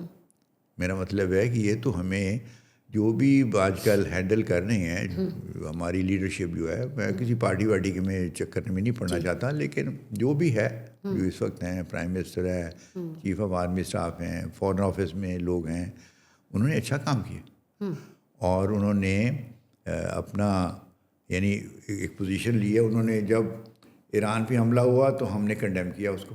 جی. پھر ہم نے جو ایران نے حملے کیے گلف سے، تو ہم نے اس کو بھی کنڈیم کیا، کیونکہ ہم نہیں چاہتے کہ مسلمان ممالک میں آپس میں لڑائی شروع ہو. تو سر بنیاد طور پر یہ جو ایک بحث یہ بھی چھڑی ہوئی ہے نا، جیسے ہم نے جس سے اپنے پوڈ کاسٹ کا آغاز کیا کہ اسرائیل کا جو نشانہ ہمیشہ ہوتا ہے، تو یہ بھی کہا گیا کہ ایران کے بعد پاکستان کی باری ہے. جی. اس پوائنٹ آف ویو کو بھی ایک طرف میں رکھتی ہوں، آپ ذہن میں رکھیے گا، اور دوسری طرف میں یہ بھی دیکھتی ہوں کہ جتنے بھی بیانات آ رہے ہیں، آپ نے بھی ذکر کر لیا، ہم نے ڈائریکٹ اسرائیل کا نام نہیں لیا. حالانکہ پچھلے دنوں ہم جب بات کر رہے تھے کہ یہ جو ڈرونز پاک افغان کشیدگی کے دوران آئے، ایون کہ فیض آباد تک اور اسلام آباد تک بھی جو معاملات ہوئے، تو اس میں جو نشانیاں ملی ہیں یا مماثلت ملی ہے، وہ آپ دیکھیں تو وہی بھارت اور اسرائیل کے چیزیں اس میں نظر آئی ہیں. لیکن میں ایک عام آدمی یہ سوال پوچھتا ہے، یا ڈسکشنز جو ہوتی ہیں میں سن رہی ہوتی ہوں، اس میں ہم اسرائیل کا نام براہ راست لیتے نہیں ہیں جتنے دھڑلے سے ہم بھارت کا نام لیتے ہیں. اس کی کیا وجہ ہوگی؟ یہ جو آپ اب بات کر رہی ہیں، جو ہمارے اوپر جو افغانستان سے ٹیررسٹ گروپس کے پاکستان میں حملے، ان کا ذکر کر رہی ہیں. ڈرونز کے آئے، ہاں جی بالکل، جو کشیدگی دوران معاملات ہوئے، میرا خیال میں وہ یا اوور آل بھی کہ آپ اصل میں ہمیں نظر یہ آ رہا ہے کہ زیادہ اس میں رول آف انڈیا کا ہے. اچھا. اور کیونکہ انڈیا از دا مین، ہمارا جو اس وقت ہے، جو ایک ہمارا تو پچھلے سال پوری اچھی خاصی اسکرمش یا لڑائی وغیرہ بھی ہوئی، ایئر بیٹلز ہوئی، اور ہمیں یہ پتہ ہے کہ انڈیا اور اسرائیل کے بڑے گہرے تعلقات ہیں. آپ کو پتہ ہے کہ اس کے یہ انہوں نے ہمیں لانچ بھی کیے اٹیک ایران کے اوپر. اس سے چند دن پہلے مودی تیل اویو میں گئے ہوئے تھے. تو اس لیے وہ تو ہو سکتا ہے کہ ہمارے حکومت یا ادارے ہیں اس چیز کو انویسٹیگیٹ کر رہے ہوں کہ جی کتنی اسرائیل کی انوالومنٹ ہے, کہ ٹیکنالوجیکل زیادہ ہے, فائنینشیل ہے, یا کوئی ٹریننگ ہے, یا کیا ہے. تو میں وہ تو اب نہیں کہہ سکتا کہ اس کے اوپر صاف ظاہر ہے کہ ہماری حکومت اگر ایک پوزیشن لے رہی بڑی فارمل طریقے سے تو سارا ثبوت وغیرہ فراہم ہو جائے گا تو اب بھی یہ حاصل ہو جائے گا تو اب وہ بیان دیں گے. لیکن میرا یہ نہیں خیال کہ میں نے کسی کو, ہمارے جو لوگ ہیں ان کو کوئی جھجک اس میں محسوس ہوتی ہے. انڈیا کا نام کھل کے لیتے ہیں اور ساتھ یہ بھی کہتے ہیں کہ انڈیا اور اسرائیل کی آپس میں بڑی گہری ایک کوآپریشن ہے. رد تو کیا گیا کہ جب لوگوں نے کہا کہ ایران کے بعد پاکستان کی باری ہے, وہ کہتے ہیں نہیں پاکستان کی باری نہیں ہو سکتی. وہ دیکھیں وہ ہمارے لوگ یعنی بعض کا ایک چیز ہوتی ہے جیسے حوصلہ, یعنی تھریٹ آنے سے پہلے ہی حوصلہ ہار کے بیٹھ جائیں. تو گورنمنٹ جو ہے ایسی پوزیشن نہیں لینا چاہتی. میں یہ اندازہ کروں, میں گورنمنٹ میں تو نہیں ہوں نا, تو میں ایک اندازہ یہ لگا رہا ہوں کہ گورنمنٹ جو ہے وہ ایسی پوزیشن نہیں لینا چاہتی تھی کہ لوگ کہیں گے لو جی پھر ہماری باری آنے والی ہے. اچھا, وہ کسی نے یہ بھی کہا میرا خیال میں, انہوں نے کہا کہ ہم کوئی ایران کی پوزیشن ہماری نہیں ہے. ہمارے پاس اب جو میڈیا میں اور سرکل مختلف رپورٹس میں ہے کہ ہمارے پاس کوئی اتنا سیکرٹ نہیں کہ 150 قریب ہمارے پاس نیوکلیر ویپنز ہیں. آپ کو یاد ہے کہ فیلڈ مارشل عاصم منیر نے ایک بیان دیا تھا جب انڈیا کے ساتھ ہوئی. اس نے کہا اگر کوئی ایسی سٹیج آ گئی کہ we thought that we are going down we will take half the world with us. ٹھیک ہے, تو اس کا مطلب یہ ہے کہ ہم نے نیوکلیر ویپن خالی یہ کوئی ڈیکوریشن پیسز نہیں پڑے ہوئے. اگر ہمیں کسی نے زیادہ تنگ کیا یا کچھ ہمیں زیادہ پریشان کرنے کی کوشش کی تو یہ میں اب یہ لیکن آپ کہہ رہے ہیں کہ یہ سفارتکاری کے ٹیکٹس ہوتے ہیں کہ آپ نے براہ راست کسی کا نام نہیں لینا. بہرحال وہ اسرائیل کا کھل کے کیوں نہیں لیا جا رہا, میں نے کہیں یہ محسوس تو نہیں کیا تھا کہ بڑی کوئی کوشش کی جا رہی ہے کہ اسرائیل کا نام رہے, کیونکہ ہم اسرائیل کے کرٹیسائز کرنے میں ہم کوئی کسی سے پیچھے نہیں ہیں, بلکہ ہمارا ایک مسلمان ملکوں میں سے ہم وہ ہیں جنہوں نے اب تک اس کو ریکگنائز نہیں کیا. UN سیکیورٹی کونسل میں جو رشیا کی ریزولوشن تھی پیش ہوئی جو پاکستان نے کو اسپانسر کی, رشیا, چائنا, پاکستان میرا خیال میں کو اسپانسر بھی تھا, اور پھر صاف ظاہر اس نے کیا اپنے حق میں. پھر اس میں امریکن اسرائیلی اٹیکس آن چائنا ور کنڈیمڈ. تو یہ تو ہم نے تو ہمت یہ دکھائی کہ امریکہ کو بھی ہم نے اس میں کرٹیسائز کیا. تو اسرائیل تو بہت پیچھے کی بات ہے. اسرائیل کا مطلب ہے ہم اس کو, ہمارے لیے دل میں اسرائیل کے لیے کیا ہمدردی ہو سکتی ہے. صحیح ہے. اچھا, میں ایک یہاں پہ یہ بھی دیکھ رہی تھی, ماضی کی جو چیزیں میں دیکھ رہی تھی, تو یہ جو joint comprehensive plan of action تھا, اگر ماضی میں ہم چلے جائیں 2015 کا ہے نا, تو یہ ہوا. لیکن 2018 میں پھر امریکہ بیک فٹ پہ, مطلب اوباما کرتے ہیں اور ٹرمپ صاحب آ کے پھر یہ کیوں؟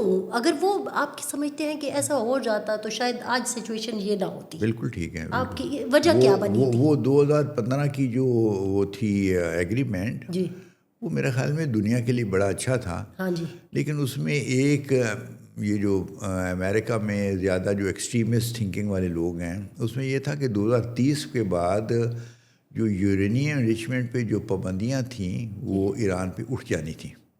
اچھا, تو یورینیم انریچمنٹ جو ہے یہ it is a route to making nuclear weapons. صحیح. ایک دفعہ آپ کے پاس یہ کیپیبلٹی آ جائے, آپ 3.5% تک انریچ کریں تو وہ پھر پیسفل پرپز کے استعمال ہوتا ہے. ونس یو گو انریچمنٹ کا لیول 90% سے اس سے اوپر چلا جائے تو وہ مٹیریل پھر نیوکلیر ویپن مٹیریل بن جاتا ہے. ٹھیک. اس لیے یہ جو 60% چائنا نے کر لیا, ایران نے کر لیا تھا, تو وہ اب ٹرمپ صاحب نے جو حملہ کیا تو وہ ایک وجہ جو پچھلے سال بھی کیا ابھی بھی کیا, تو وہ they didn't want Iran to cross to 90%. تو یہ سوری میں آپ کا سوال ہی بھول گیا. اوباما نے یہ نہیں سوچا کہ جب وہ اوباما واز مور فلیکسیبل. اچھا. اور انہوں نے یہ کہا کہ یار کم از کم امیڈیٹ تھریٹ تو رک گئی ہے نا. اوکے. اب آگے ہم وی ول میک شیور کہ اگر ایران اسی لمٹ کے اندر ہے, اور جب 2030 آئے گا, 25 اب 26 تو آئے گیا, تو آئے گا تو پھر ہم اس وقت پھر دیکھ لیں گے. کم از کم امیڈیٹلی سارا معاملہ ہیڈ بین ریزالوڈ، اور اس کے اوپر پروگرام کے اوپر بڑی سخت پابندیاں اور سپرویژن تھی، اس کی اسکریننگ ہو رہی تھی، اس کے فیسلٹیز میں IAEA international atomic energy agency کے کیمرے لگے ہوئے تھے، اصفہان میں، نتاز میں، خوردہ، عراق، جو مختلف جگہوں پہ ان کے بڑے بڑے پلانٹس ہیں، انریچمنٹ والے، ہیوی واٹر والے، ان کے اوپر یعنی یہ لگے ہوئے تھے تاکہ ان کو پل پل کی خبر ملتی رہے IAEA کی. تو ایران کے لیے اس کو کراس کرنا آسان نہ ہوتا، اور انہوں نے اسی بیسس پہ اوباما نے کیا. اب یہ جو ٹرمپ صاحب کا تھا کہ یہ ان کی تھنکنگ زیادہ ایکسٹریمسٹ تھی، اور ایک ایکسٹریمسٹ گروپ ہے، اور پھر ان کے اوپر اسرائیل کا زیادہ اثر ہے، اور اسرائیل جو ہے وہ کسی صورت میں نہیں چاہتا تھا کہ ایران کے پاس یہ کیپیبلٹی ہو. اور ان کی اور اسرائیل اور موجودہ جو اسلامی حکومت ایران، ان کے سامنے ایک بڑی آئیڈیولوجیکل جو ہے وہ ایک مخالفت ہے. اور دیکھیں آپ ایران میں جائیں، آپ گئی ہوں گی؟ جی 2 دفعہ گئی ہوں، ایک 2011 2023. تو آپ نے وہاں پہ اگر 2 نعرے سنے ہوں گے، کوئی پبلک میٹنگ ہوتی ہے، ایک ہوتا ہے مارک بر امریکہ، دوسرا ہے مارک بر اسرائیل. یہ خمینی صاحب کے زمانے سے نعرے لگ رہے ہیں. اچھا. تو آپ جو وہاں کا سسٹم آف گورنمنٹ ہے، اس میں ایک اسرائیل کے خلاف ایک فیلنگ ہے کہ یہ انجسٹ کریشن ہے، یہ کولونیل کنٹریز نے کریٹ کیا ہے، یہ وہاں پہ نہیں ہونی چاہیے، اور ایک لحاظ سے وہ ٹھیک بھی ہیں. تو وہ اسرائیل نیچرلی وہ اس کو ایک ویو، اس کو وہ اس قسم کی جو اشارے وہاں سے ملتے ہیں، تو وہ کہتے ہیں کہ ان کے پاس اگر نیوکلیئر کیپیبلٹیز ڈیولپ زیادہ ہو گئی تو ہماری اپنی جان خطرے میں پڑ جائے گی. 1993 میں ایک نظریہ پیش کیا، کتاب ایک لکھی تھی، کلیش آف سویلائزیشن. وہ سیموئل ہنٹنگٹن تھے. ہاں وہ جی، وہ تو وہ میں دیکھ رہی تھی اس کا بیک گراؤنڈ، تو وہ تو انہی چیزوں کے بارے میں کر رہے تھے جو آج سیموئل ہنٹنگٹن خود بھی جیو تھے. اچھا. اور لیکن انہوں نے ایک اپنا فلسفہ یا اپنا ایک ڈاکٹرن یا ویو دیا. ان کا ویو یہ تھا کہ بھئی اب جس طرح سے یعنی وہ سیموئل ہنٹنگٹن اپنا دیکھ رہے تھے کہ دنیا کس طرف جا رہی ہے، تو ان کا خیال یہ تھا کہ اب نیشنل ہم مقابلے نہیں ہوں گے، اب سویلائزیشنز لڑیں گی، لڑائیاں ہوں گی، کانفلکٹ، تو سویلائزیشن. اور انہوں نے کہا اسرائیل پیلسٹائن جو ہے it is on the fault line between Islamic world and the western civilization, Islamic civilization. تو دیر از اے، تو ان کا مطلب کہنا یہ تھا کہ یہ جو ڈسپیوٹ ہے یہ خالی پیلسٹائن کا نہیں ہے، it's a dispute between Islamic civilization and western civilization. اور اس میں کچھ صداقت بھی ہے. لیکن میرا ویو ہے کہ کشمیر ایشو جو ہے it is on the fault line between Islamic civilization and Hindu civilization. اچھا. تو میں سمجھتا ہوں کہ یہ 2 ملکوں کے درمیان نہیں ہے، یہ بھی ایک سویلائزیشن ڈسپیوٹ ہے.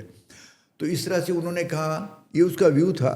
Some people don't agree with ہم. میں جب اس کو پڑھ رہی تھی نا، COC اس کو کہتے ہیں، تو میں نے کہا کہ یہ تو پھر اس کا مطلب ہے کہ وہ اسی پوائنٹ پر آ کے کھڑے ہو گئے. آپ دیکھیں یہ تو ان اے وے وانٹنگٹن کا ویو ہے، اس کو کلیش آف سویلائزیشن کے جو ویو کو اب جو ان کا اب تو وار ڈیفینس ایکٹ نہیں ہے، وار ایکٹنگ ہے نا، پیٹ ایکٹ، اس کی آپ تقریریں سن لیں تو اس نے کھلم کھل اس کو کہتا ہے کہ بھائی یہ تو جی ہمارا جو ہے کرسچینٹی کا بھی اس میں مقابلہ ہے اسلام کے ساتھ یا مسلمانوں کے ساتھ. تو وہ تو پریسائزلی اسی قسم کی چیزیں اس نے پریڈکٹ کی تھی، یہ اس کو ثابت کر رہا ہے یا اس کو کنفرم کر رہا ہے.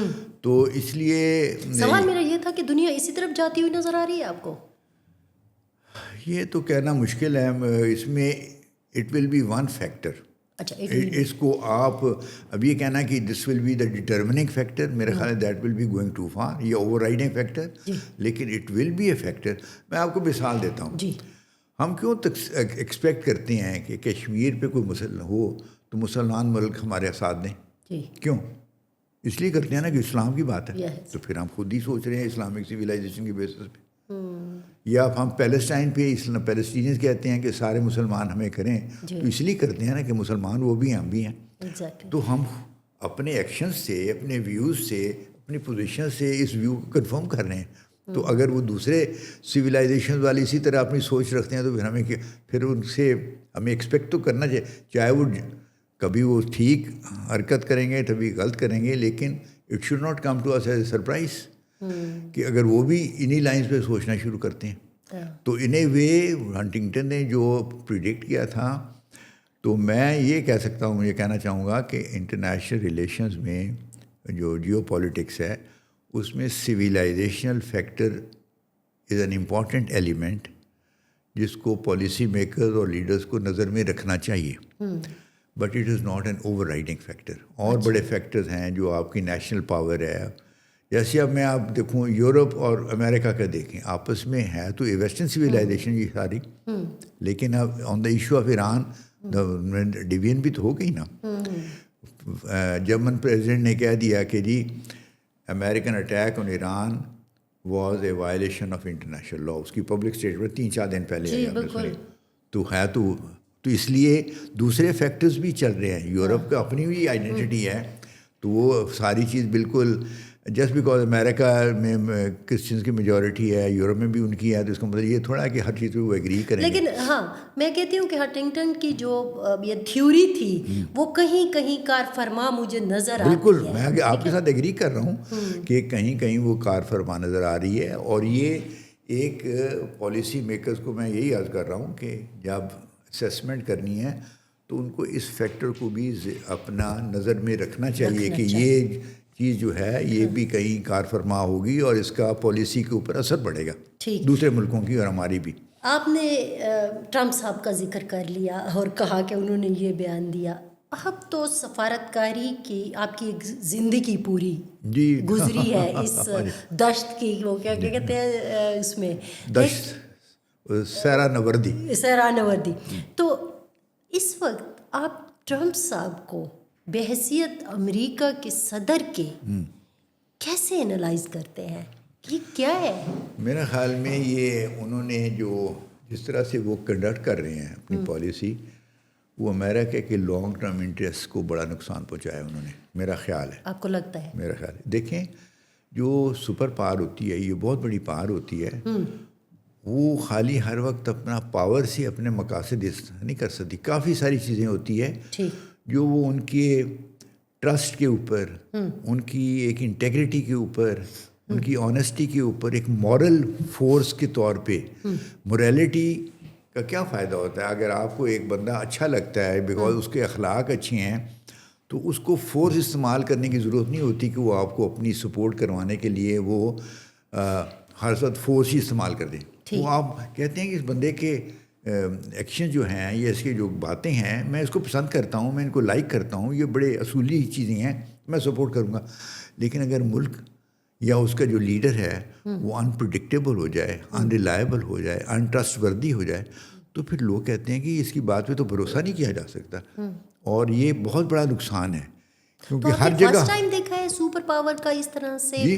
آپ کی زندگی میں کبھی پہلے رہا ہے سپر پاورز کے پہلے دیکھیں نا سربراہ کا اس طرح کا رویہ؟ اس طرح سے بڑا مشکل ہی ہے. میں یعنی اگر آپ 19 سینچری میں دیکھیں تو اس وقت سپر پاور برٹن تھی، لیکن برٹنس جو لیڈرز تھے وہ زیادہ سمجھدار تھے. اس کا مطلب یہ نہیں کہ انہوں نے ظلم نہیں کیے اپنے، انہوں نے بھی ظلم کیے کالونیل کنٹریز میں. آفٹر آل یہ ڈائر کا جو جلیانوالہ میں قتل عام ہوا تھا تو اس کے زمانے میں ہی ہوا نا، اوپر فائر کھول دیا، 300-400 بندے مار دیے. تو انہوں نے بھی غلط کام کیے ہیں، لیکن وہ تھوڑا سا زیادہ سمجھداری کے ساتھ. چھوٹا سا ملک تھا برٹن، اور برٹش امپائر میں سن سیٹ ہوتا ہی نہیں تھا. تو ایک سمجھداری کی پالیسی تھی جس کی وجہ سے انہوں نے مینیج کر رہے تھے. اور یہ جو ہے ٹرمپ صاحب کا از اوور ایمفیسس آن فورس اسٹرینتھ. پاور بھی ہونی چاہیے کیونکہ اگر فرض کیا آپ خالی موریلٹی اور پیچھے پاور نہیں ہے تو پھر بھی آپ کو بات کوئی نہیں مانے گا. تو بیسک یعنی ہونا تو یہ چاہیے کہ آپ ایک بات کریں تو وہ لوگوں کو ایک موریلٹی کے یا پرنسپلز کے اصولوں پہ جو ہے وہ بھی اچھی لگے، اور پھر اس کے پیچھے آپ کی پاور بھی کھڑی ہو. تو پھر دونوں چیزیں جب ملتی ہیں تو پھر آپ کا اثر و رسوخ زیادہ بڑھتا ہے. انہوں نے پہلی جو چیزیں انہوں نے بیان دیا ہے کہ جو international, I don't believe in international morality اور انٹرنیشنل لا. میرا جو دماغ مجھے بتاتا ہے وہی انٹرنیشنل موریلٹی ہے، وہی انٹرنیشنل لا ہے. اب یہ ایک ہیڈ آف اسٹیٹ کا یہ کہنا، اس کا مطلب ہے آپ نے ایک جملے میں اپنے سارے انٹرنیشنل لاء کی نفی کر دی. اس کے بعد کون آپ کی بات پہ یقین کرے گا؟ آپ نے ایگریمنٹ ایک دن سائن کرے، دوسرے دن آپ اس کو ختم کر دیں. آپ نیگوشیشنز کر رہے ہیں. اب ایران کے اوپر جو حملہ کیا ہے، خبریں آ رہی تھیں کہ جی وہ جنیوا میں ٹاکس میں تھوڑی پروگریس ہوئی ہے، پیش رفت ہوئی ہے، وہ بھی واپس پہنچا نہیں بیچارہ ایرانی فارن منسٹر، تو آپ نے حملہ کر دیا.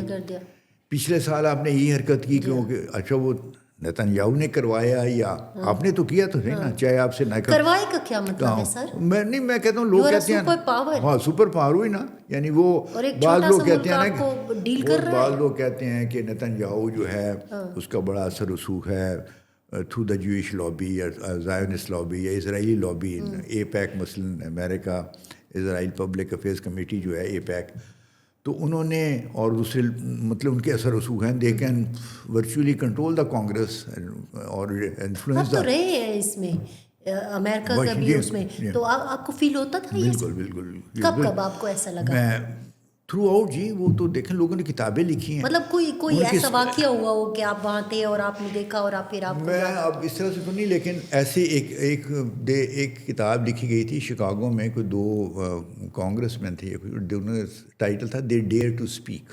اچھا. اور اس میں انہوں نے مثالیں دی ان کانگریس مین کی اور سینیٹرز کی جنہوں نے اسرائیل کے خلاف پوزیشن لینے کی کوشش کی. اچھا. At their next election they lost. اچھا. باقاعدہ انہوں نے ایک پوزیشن یہ لے لی ہے، تو اتنی یہ آرگنائز لابی ہے کہ اگلے دن ان کے دفتر میں 30,000 لیٹرز پڑے ہوں گے فرام دیئر کانسٹیٹوئنٹس، جنہوں نے آپ کو ووٹ دیا ہے کہ یہ تم نے کیوں پوزیشن لی ہے. اچھا. تو وہ کانگریس میں جو ہوتا ہے ہر 2 سال کے بعد اس نے الیکشن لڑنا ہوتا ہے. سینیٹر تو پھر بھی 6 سال کے بعد لڑتا ہے، تو they are relatively more secure. جس نے 1 سال ابھی آ کے بیٹھا ہی ہے، اس نے کوئی پوزیشن کسی چیز پہ ایسی لے لی جو اسرائیل کو پسند نہیں آئی، اور وہ 10-12 ہزار یا 15 ہزار یا خط اس کے دفتر میں آ جائیں کرٹیسائزنگ ہم، تو وہ تو ہل جائے گا. وہ کہے گا بھائی اس نے تو پہلے اپنے ری الیکشن کروانا ہے. تو یہ بڑے ویل آرگنائزڈ ہیں. پھر انہوں نے وہاں پر ایک اور کیا ہوا ہے کام، وہ یہ ہے کہ انہوں نے جو اسٹریٹجیکلی امپورٹنٹ سیکٹرز ہیں ان میں ان کا کنٹرول ہے. یعنی بہت سخت کنٹرول کرنا چاہیے، لفظ شاید زیادہ اسٹرانگ ہے. انفلوئنس ہے بینکنگ، اچھا، میڈیا، اچھا، فلمس، ایکیڈیمکس.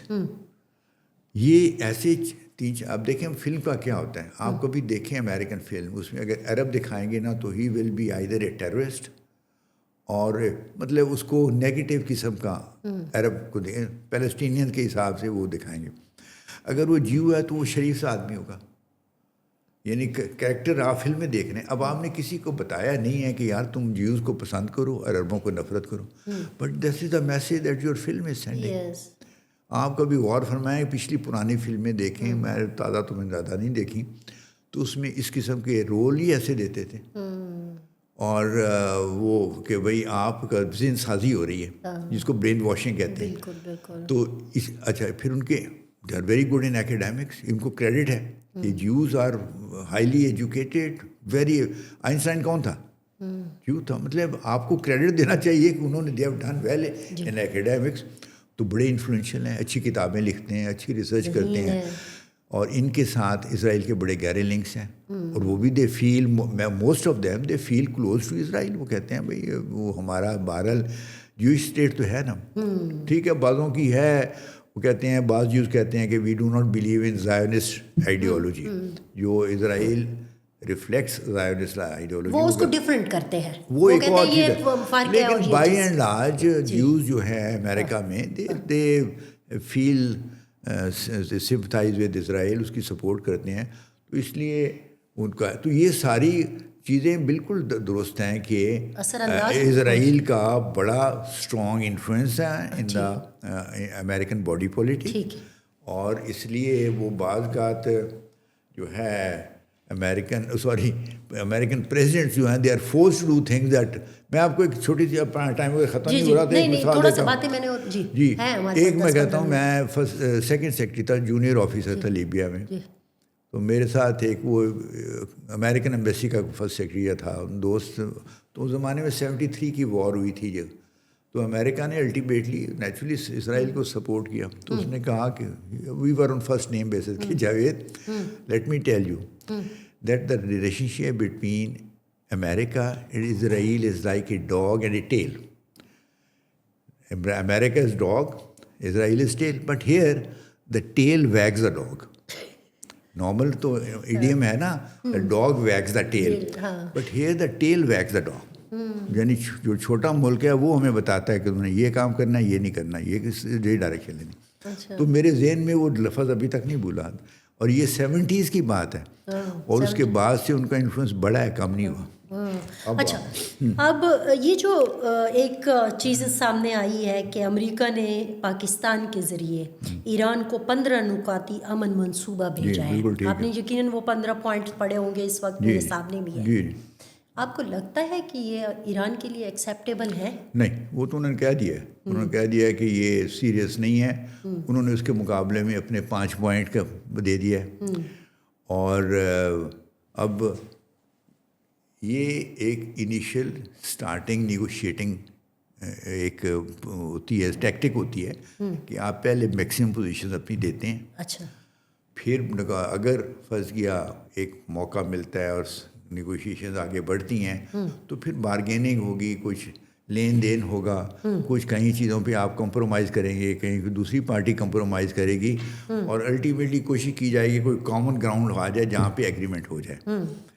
تو اس میں بعض چیزیں ایسی نظر مجھے آتی ہیں جو ایران نہیں مان سکتا. مثلاً اگر انہوں نے کہا جی کہ آپ یورینیم انریچمنٹ تک کا تو ٹھیک ہے, وہ تو بیچارے ایگریمنٹ کرنے ہی والے تھے جنیوا میں, تو وہ کہتے ہیں جی آپ اپنے میسائل ڈیولپمنٹ جو میسائلز پروگرام ہے اس کے اوپر بھی ریسٹرکشنز قبول کریں, لگائیں, یعنی آپ رینج ان کی نہیں بڑھائیں گے, پے لوڈ نہیں بڑھائیں گے. ایران کیسے یہ مان سکتا ہے؟ آپ نے ان کے اوپر, ایران کے اوپر حملہ کیا, یہ آپ سے مطلب ہے امریکہ اور اسرائیل نے کیا ہے, اور امریکہ اور اسرائیلی کہتا ہے کہ جی آپ یہ نہیں کریں. اس کا مطلب آئی ان کو کہہ رہے ہیں کہ ہم تو تمہارے اوپر حملے کر سکتے ہیں جب بھی, تم اپنی ڈیفینس کے لیے میزائل بھی نہ رکھو.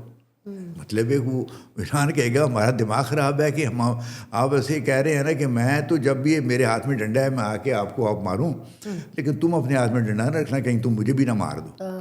تو اس لیے یہ ایسی چیز ہے, no government in Iran in my view will ever accept this.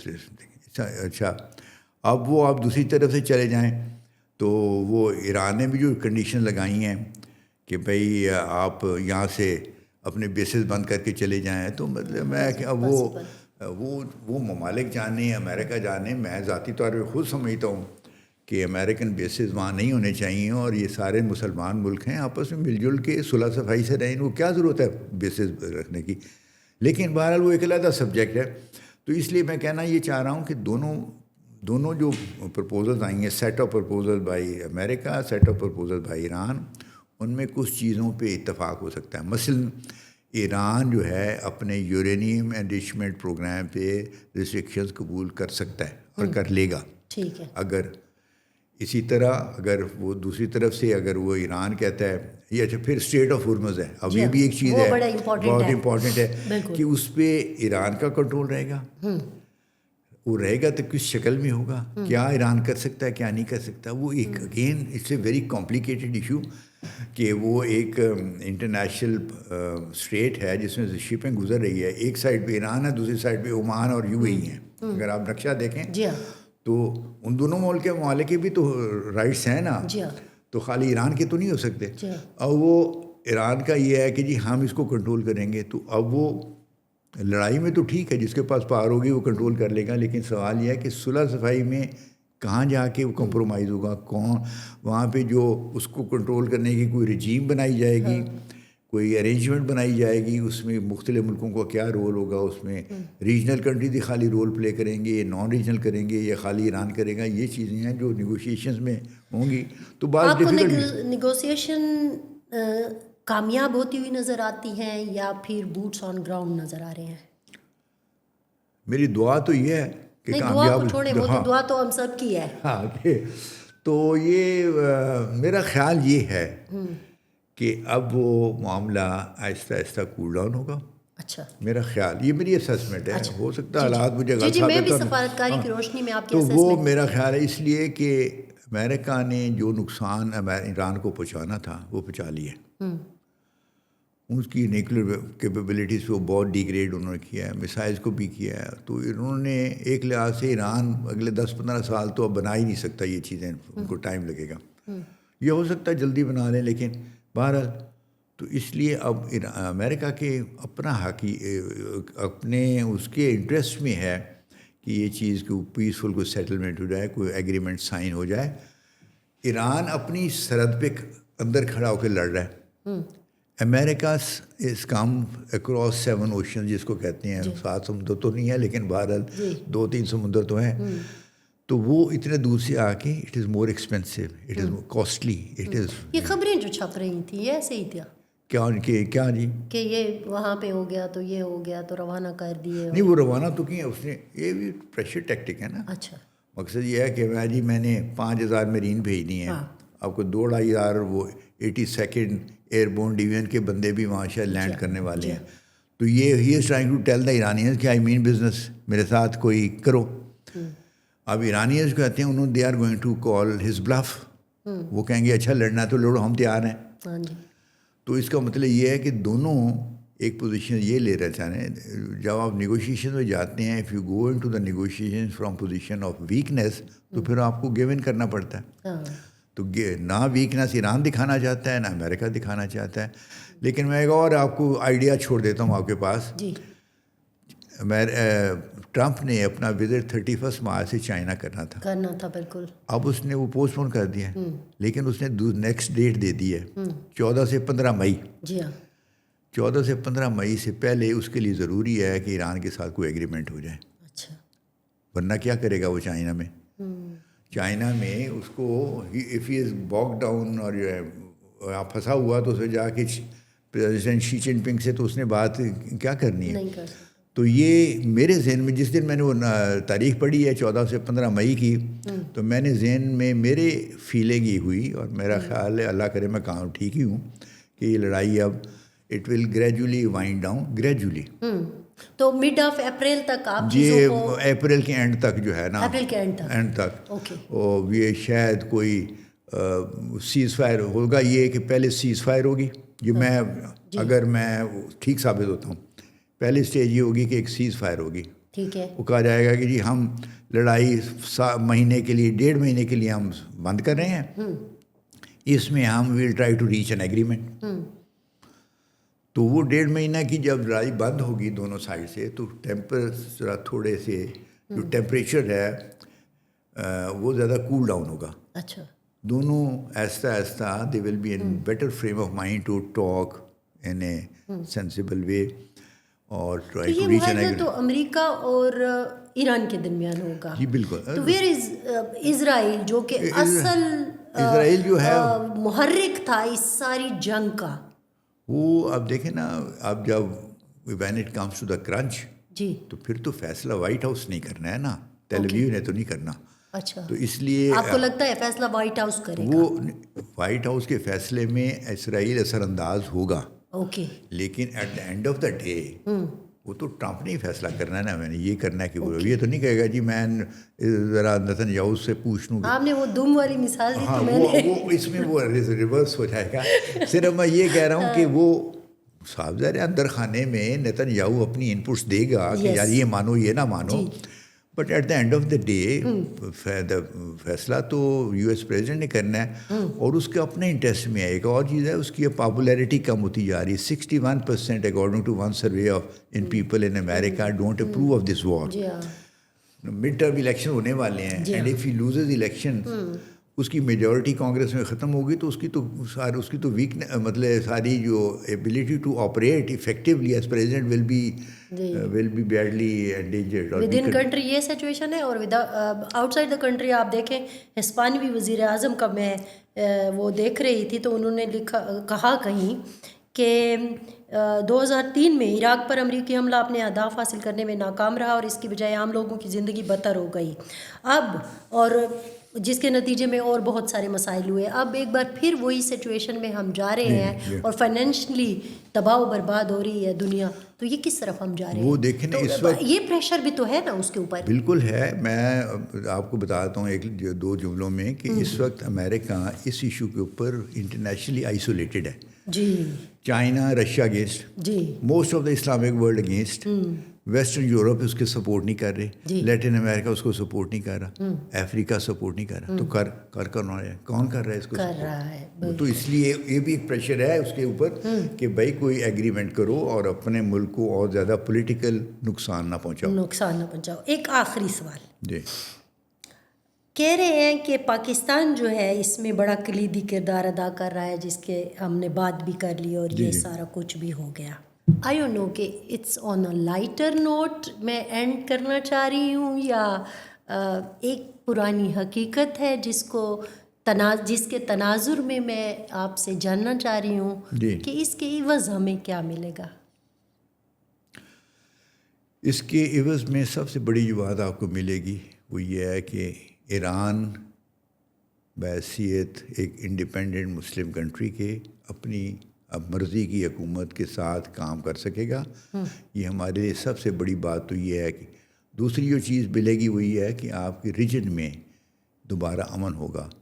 اچھا. تیسرا یہ ہے کہ جو اس بدامنی کی وجہ سے یا کانفلکٹ کی وجہ سے جو اس کی اکنامک ریپرکشنز نیگیٹو ہمارے ملک میں بھی آ رہی ہیں وہ ختم ہوں گی. تو یہ جو وہاں پہ صلح صفائی ہونی، ایگریمنٹ ہونا یا لڑائی کا بند ہونا، یہ ہمارے اپنے اسٹریٹجک انٹرسٹ میں بھی ہے، ہمارے مذہبی انٹرسٹ میں بھی ہے، ہمارے معاشی انٹرسٹ میں بھی ہے. It is a win win situation, we don't lose anything. ٹھیک، بالکل. جاوید صاحب بہت شکریہ. اور وہی ایک ہماری کوشش ہوتی ہے کہ ناظرین کو ایک ایسی گفتگو ان کے سامنے لائیں کہ جس میں ماضی کی جو ہمارا تجربہ تھا اس کی روشنی میں ان لوگوں کو بٹھا کر حال کے لیے ایک راستہ جو ہے اس کا ہمیں ایک منظر نامہ جو ہے وہ دکھایا جائے. اور سب سے خوبصورت بات جو اینڈ نوٹ ہمارا جا رہا ہے، جو میرا اکثر ہوتا ہے کہ کنکلوژن کیا ہے، تو آپ نے بہت پازیٹیو کنکلوژن دیا ہے. اور میں آپ کے شکریہ کے ساتھ ناظرین سے یہ کہنا چاہوں گی کہ جاوید صاحب نے جو اینڈ کنکلوژن دیا وہ بہت پازیٹیو ہے، نہ صرف پاکستان کے لیے بلکہ اس خطے کے لیے جس کے اوپر ہم مسلسل بات کر رہے ہیں. تو اللہ کرے کہ ایسا ہی ہو. ہماری طرف سے اتنا ہی. فرزانہ علی کو دیجیے اجازت. اللہ حافظ.